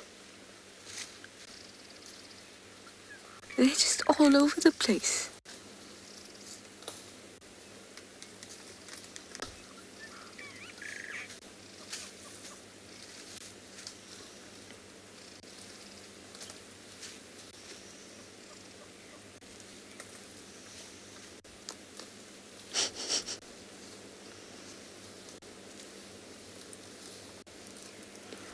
I think somebody's just woken up.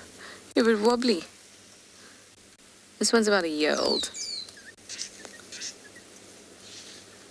Maybe even a little over, year and a half.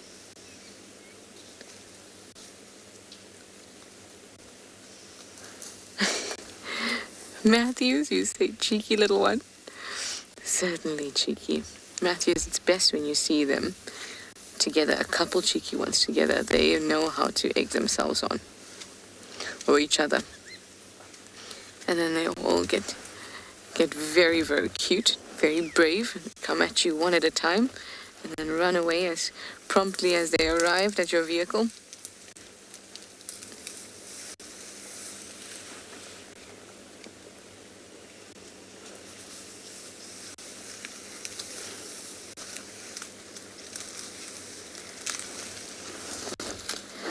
Well, it's good news that they're heading towards Treehouse Dam. But Nicanova, sorry, your question got interrupted by all the cuteness. That's a really interesting question because, like I said, I'm not sure what the reason that Asian elephants have that pigmentation is. But I haven't seen it in African elephants except for in those that are leucistic. Then they sometimes have the bits of their skin that are pinky like that.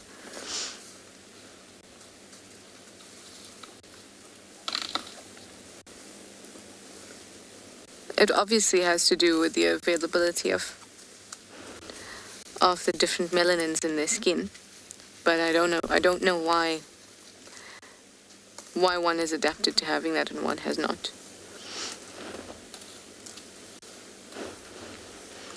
Just waiting for everybody who needs to cross. Then we can move on. We can still see them through this gap here. Let me see if I move forward. Oh no, that's fine.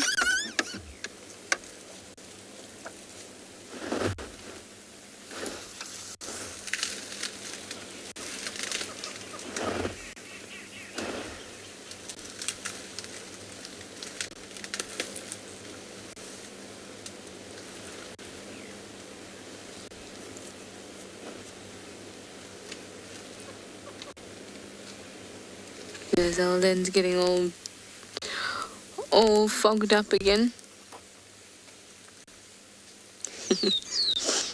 There we go.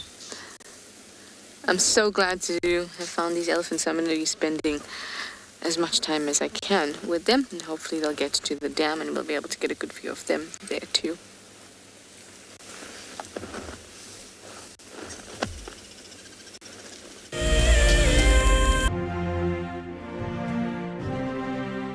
If I could take you on safari all day and all night, I would. But unfortunately, it's not always the best time to see the animals. Now, in between safaris, you can watch the WildEarth Channel with loads of extra shows.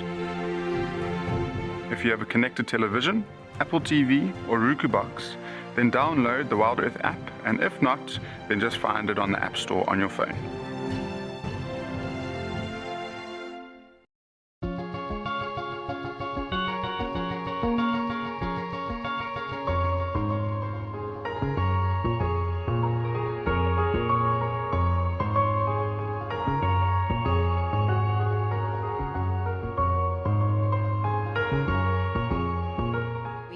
Had the lionesses, we had Darkman, of course, doing his best to protect them and to catch a buffalo for them for dinner. But unfortunately, as soon as the buffalo came along, he hot-tailed in the opposite direction. No, we're having a fabulous time, and it's really been magnificent so far. Thank you.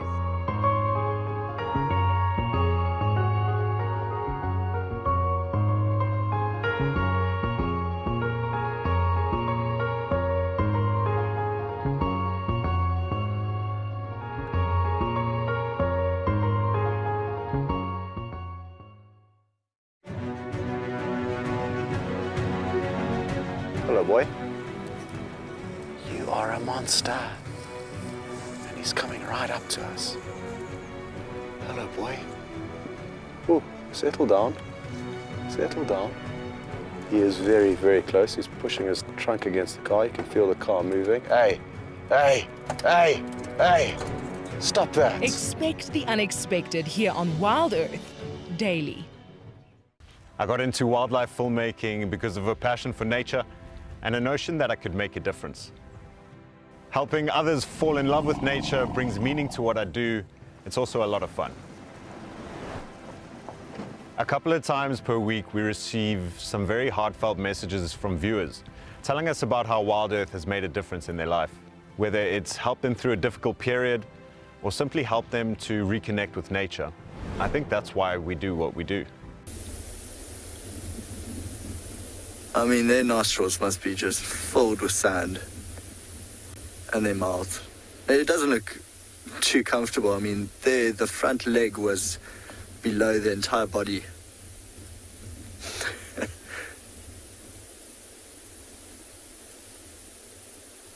that's hilarious. Of course, it's a bit of a struggle to get up, even for the little ones. They need momentum. So just swaying side to side. Also, I think the sand is quite cool for them, so even just rolling around must be cooling them down quite a bit. Oh, it's nearly up. No, cool down the other side.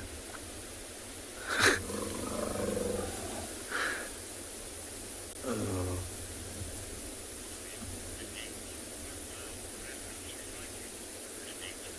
Annette is commenting, oh wow, what a lovely sighting. I'm with you, Annette, I agree. I'm glad we turned around and came towards these babies. They're absolutely hilarious to watch. Actually, any baby animal is just always so much fun.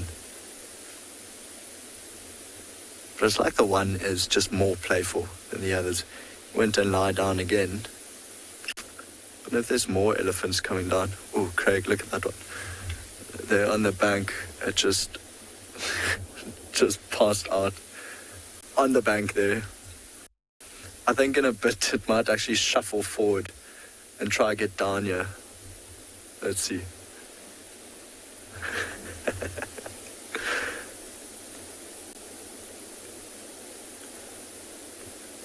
It's having its own fun.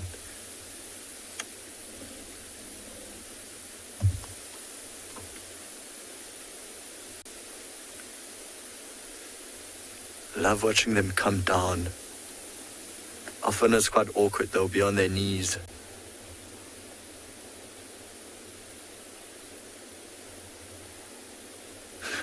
A slow process. See, on its knees, just shuffling down. And there we go.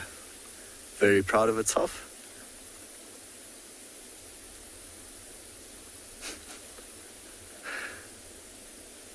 And digging their own holes. Actually, I think there's a hole dug there already. Just see the trunk go straight in.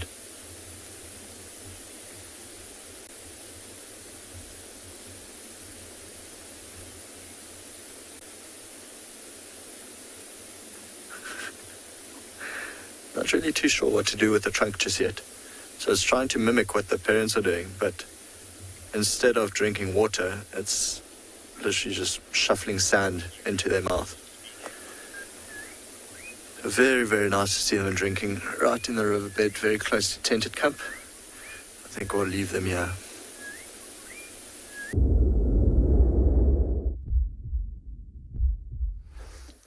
And we have the whole family reunion. One lioness, just one lioness came out from the thicket, walked around from a different thicket, and then all the cubs came out to say hello. She's now going back into the thicket, but then that's the cubs all out in the open. So we've got 3 different groups of cubs here. There's 3 older ones that probably around about 9 months old now. Then there's 3 6-month-old ones, and then there's 4 about 4-month-old. So that makes 10 cubs total in one pride with 4 lionesses. So we're still waiting to see what the 4th lioness is going to bring out.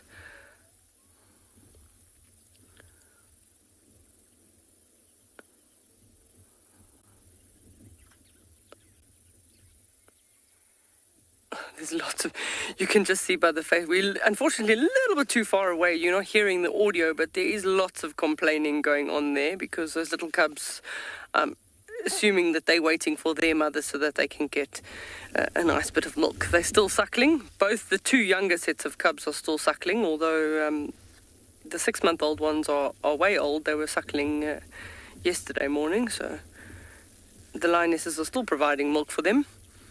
This is most likely the mother of the 4 youngest cubs.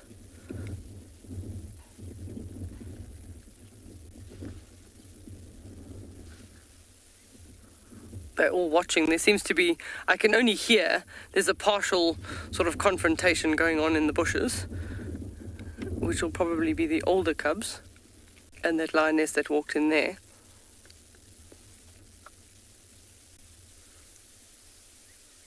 Here she comes.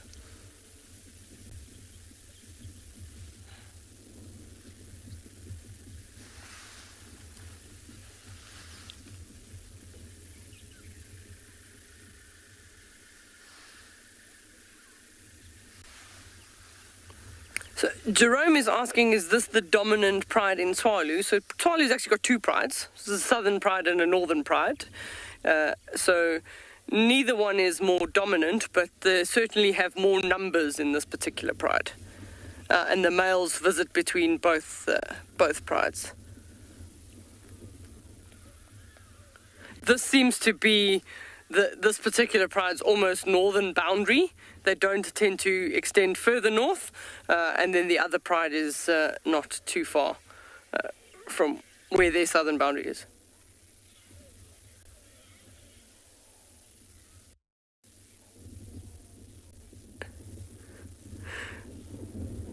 There is lots of complaining and moaning going on here. Yeah, there are a lot of cubs in this pride, and there's still potentially some more to come with the last lioness. So we'll see. They might... No, there we go. She's just decided to flop over. She's given up. The little cubs have begged and begged for their little milk. So they're in the stage where she's actually weaning them.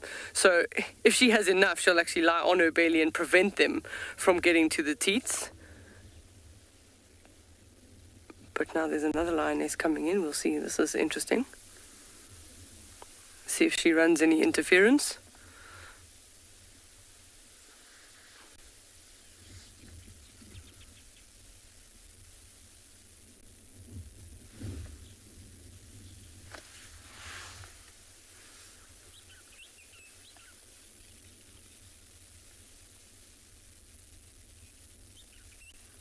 Now all the moaning and complaining has stopped because they're able to suckle.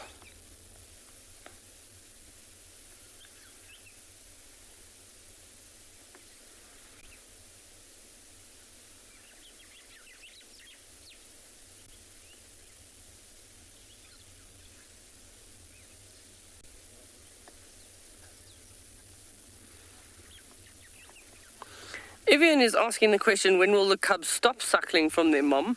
So they start trying to wean them at around about 3 to 4 months.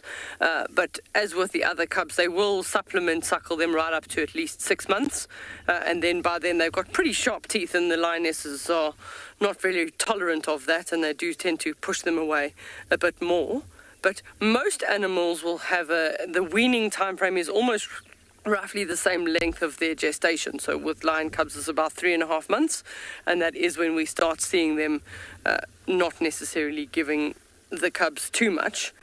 And you might find now she feeds them milk, and then late this afternoon, as soon as it starts getting dark, they actually leave all the cubs again and attempt to go hunting.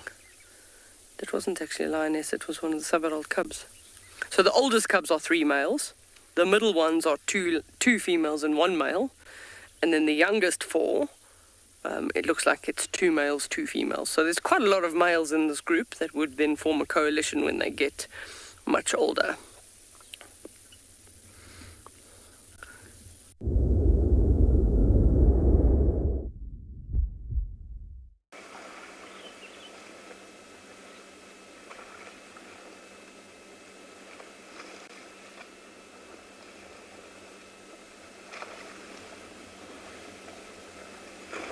Bit of play fighting.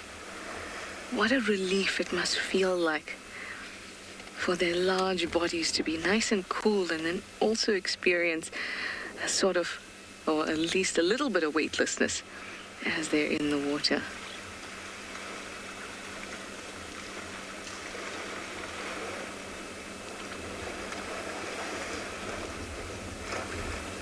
The other one that was walking away is like, I thought this fight was over, now you're having fun without me.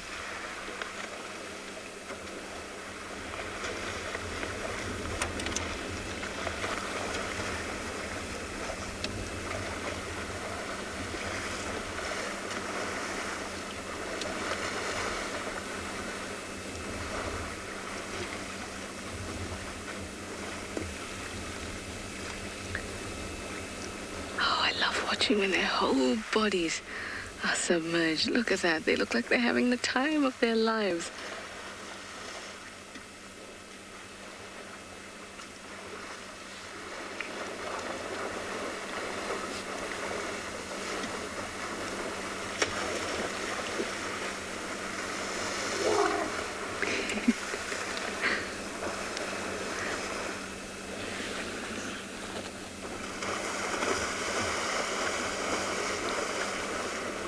Daniel, you'd like to know if I think that elephants have the biggest personality. I'm definitely biased towards elephants. I love spending my time with them. And they do have a lot of personality. But I also think so do our leopards and our hyenas. But the reason there is that we can follow individuals quite closely. And this one's hitting its trunk to the back of its head. When following our hyenas and leopards closely, we get to know their personalities, as individuals. But when it comes to elephants, it's more difficult to do that because of the home ranges, the large home ranges that they roam. But just in one sighting with them, you don't know if it's the same individual or not. Just in one sighting with them, you get to know something about them. They communicate with me somehow. And with you guys, you'll see when you're with them in their presence, they're so aware of us that I really think that there's a lot more going on on an emotional level that we will ever really know. And I think they have buckets and buckets of personality.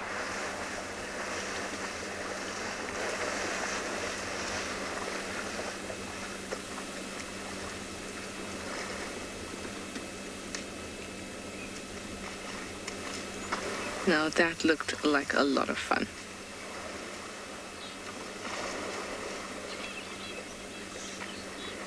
And it's continuing.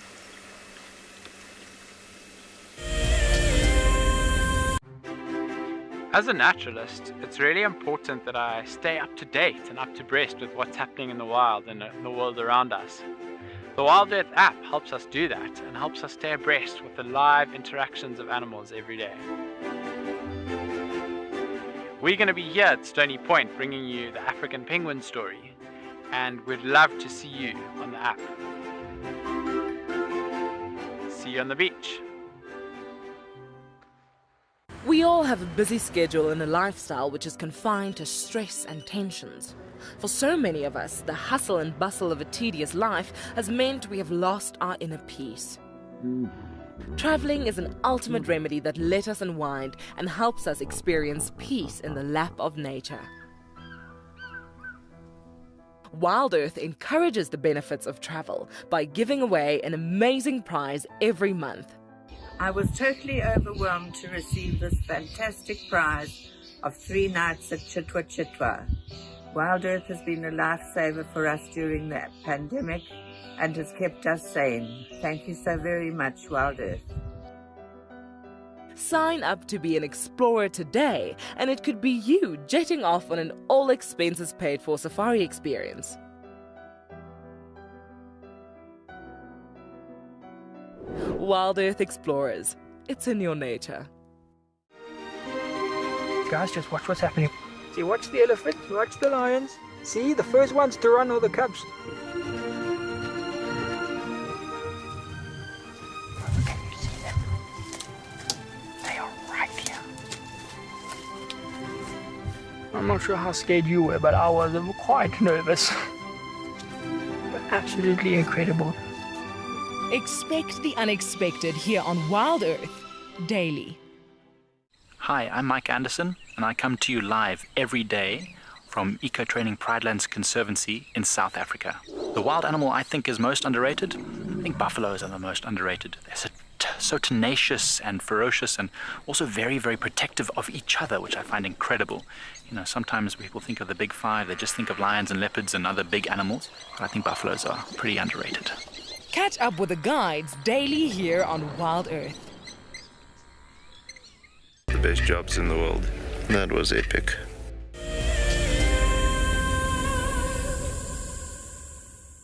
We've with one of my favorite birds that we get at Chitwa Dam, which is a green-backed heron, and it's busy hunting fish in a puddle, which for this bird must be as easy as it gets.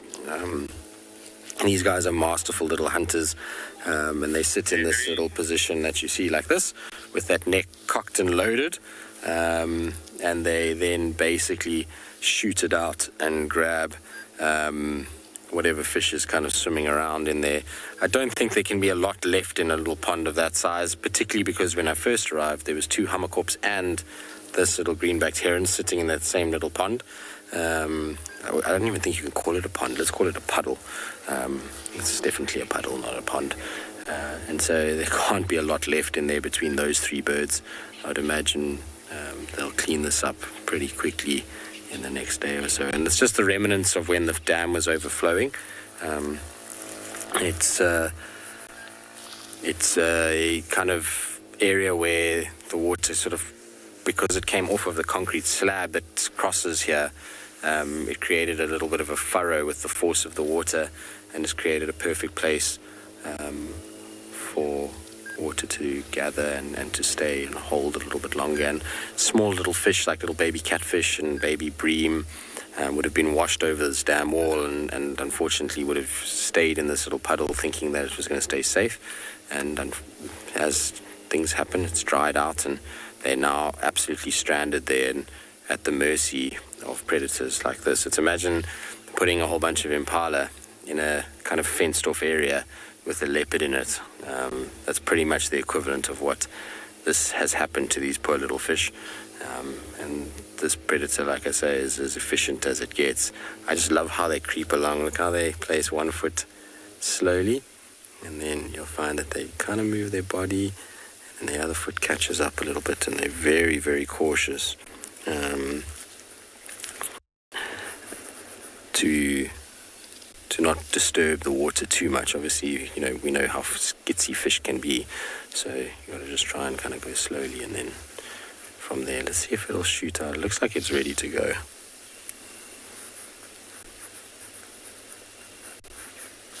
It's also nice that that mowing has stopped.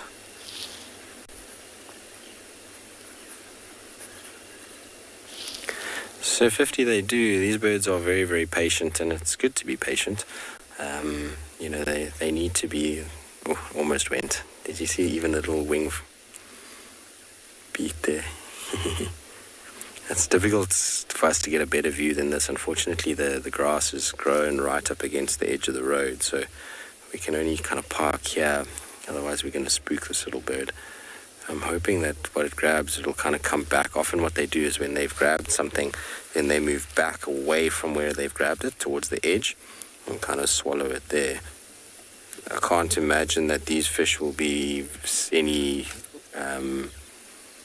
anything of kind of size, so it should be a quick swallow and shouldn't have to worry too much about it.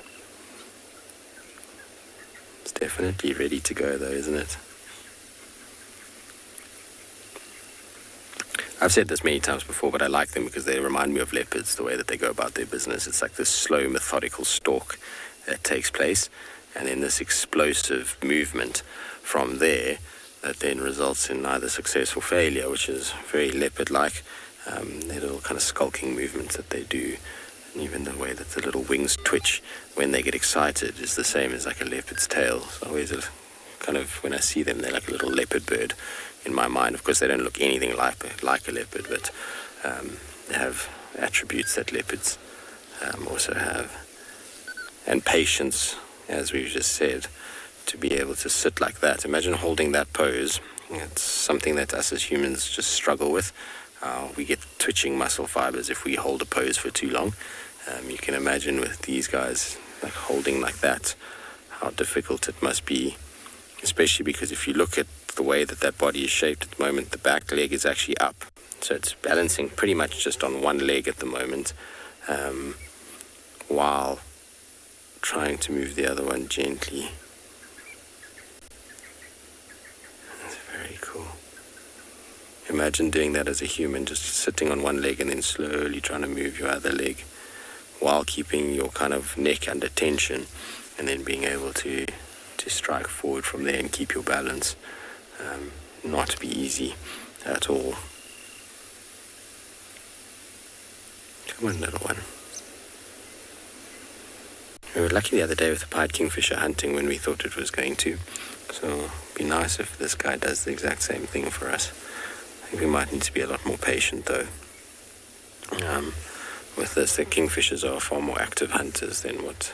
No, obviously, whatever it was that it was watching moved away.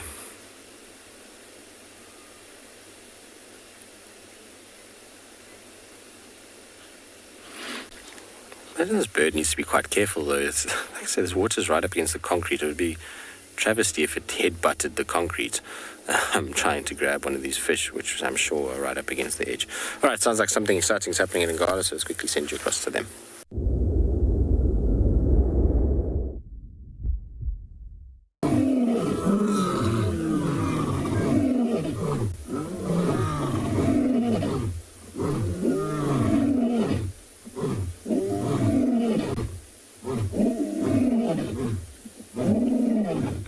That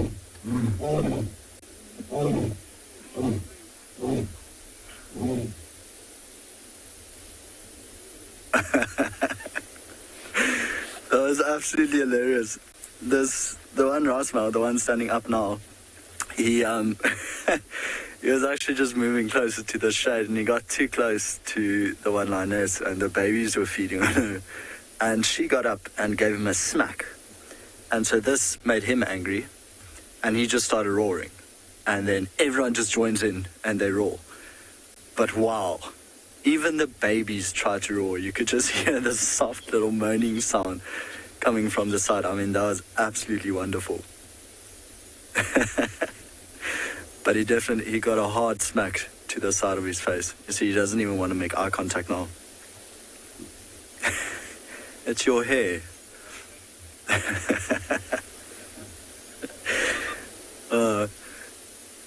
Just this whole scene has been wonderful to watch. I mean, just watching the vultures. There was one earlier that tried to land on a silver cluster leaf, and the bush is too small, so the whole thing just collapsed underneath it. See that one baby now smelling the dad, saying, "Are you okay? Sorry about my mother.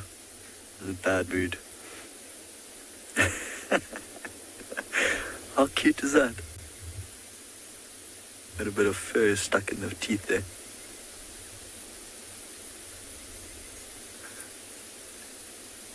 Just consoling the dad.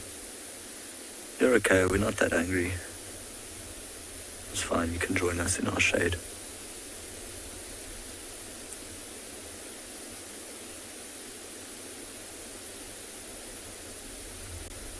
But how cool to hear all 5 adults here roaring. No, that was just absolutely wonderful.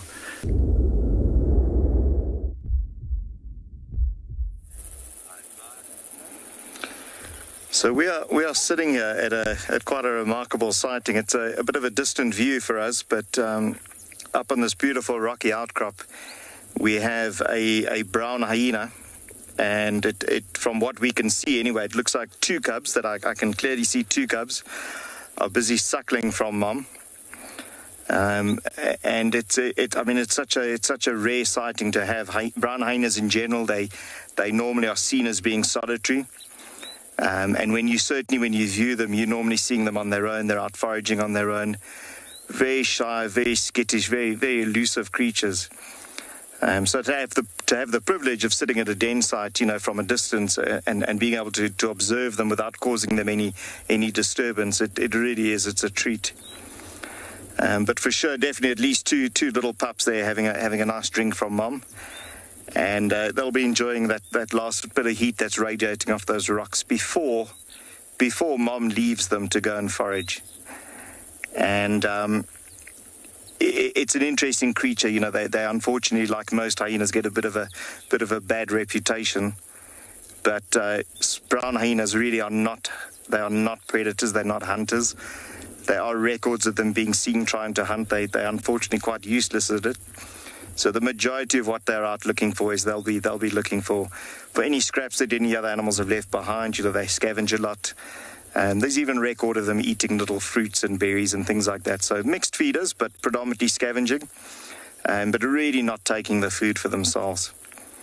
So fairly soon, once her pups are fat and full and everyone's warmed up, she will send them back into the den where they are nice and safe. You can see it's a little bit of a cave that they're using. And then she'll go off and forage. Again, just an interesting point with brown hyenas. For many, many years, people assumed they were solitary creatures, and for the most part they are when they are feeding, when they're out looking for food. But a den site like the one you're seeing here, it really could have anything up to about 12 to 14 individuals, all sharing the same area, all sharing the same den. But what is very typical then, like I say, solitary when they forage.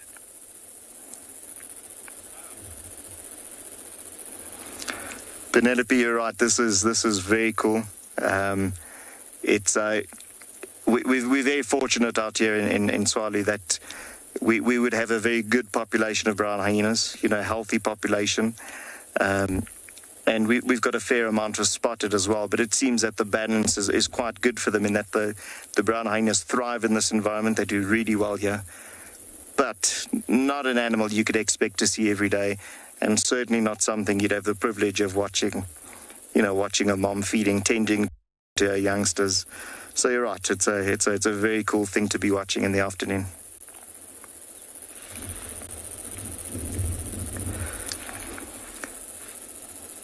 This den, what we have observed is that not only could you have as many as sort of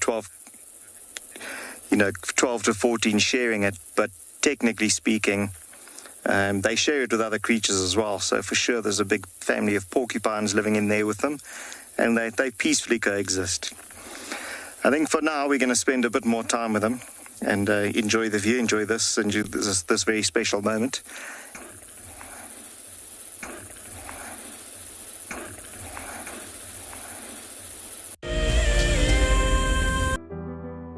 Recently, WildEarth viewers around the world experienced the birth of a brand new hippo. Oh, look at the way it's walking. Oh, the guys are so precious. This tiny calf has started its life in a large lake next to an award-winning game lodge called Chitwa. If you sign up to be a WildEarth Explorer before the 1st of December 2021, you and a friend stand a chance to win a 3-night stay at this award-winning luxury lodge. Along with unwinding on the deck and relaxing in the pool, you may even catch a glimpse of this brand new hippo whilst on one of their unforgettable safaris. WildEarth Explorers, it's in your nature. When on safari, there's nothing better than an evening spent under the stars chatting around a fire, with the sounds of the wild all around you. If you sign up to be a WildEarth Explorer, you can build your own memories by joining our guides for regular fireside chats. Subscription payments can be made by PayPal, credit card, and now bank transfer. WildEarth Explorers, it's in your nature. Guys, have a look at what we've got. This is better than my birthday. Look at that. This is the first time that I ever see cubs this small. This is so special.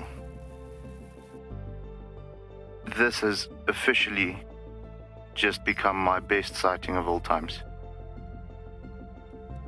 Tune into WildEarth every single day. It's in your nature.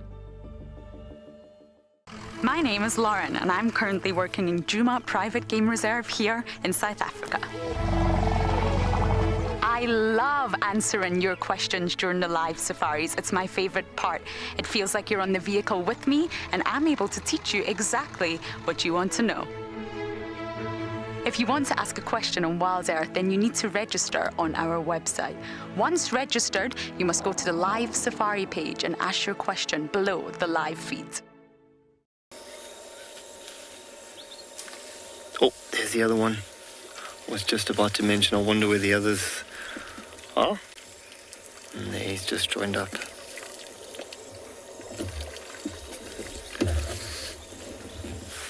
So in total there was 3 just before we left.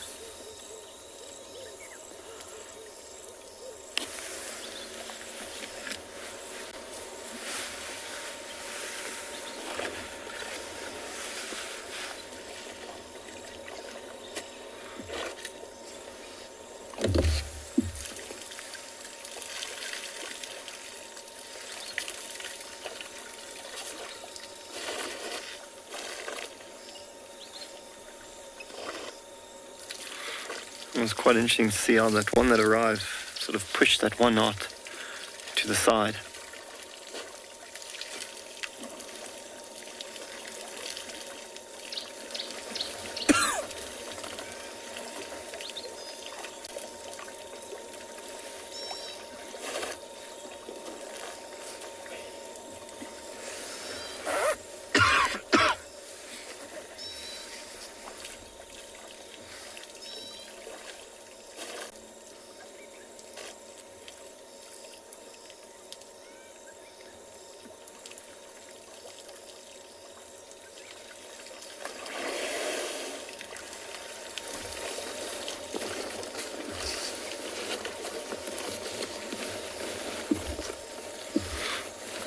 It's a lovely scene.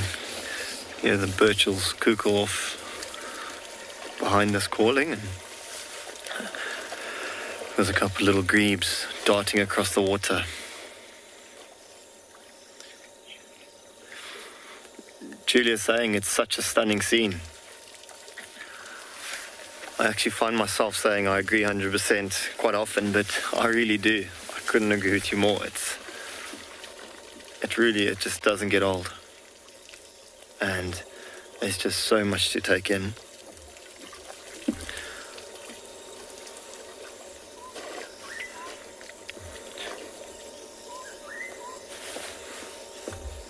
And sometimes just to sit and listen to all the sounds, because there's always so much going on.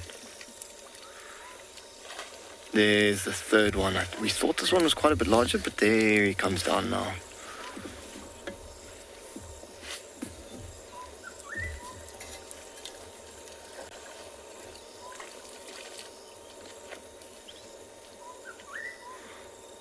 Yeah, you can see from that angle he's quite a bit larger than the other two.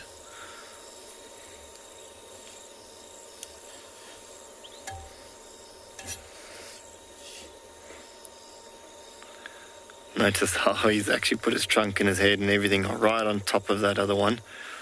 Just as a bit of a sign of dominance, just to show him who's boss. Might push him back a little bit also. There you go, push him out the way.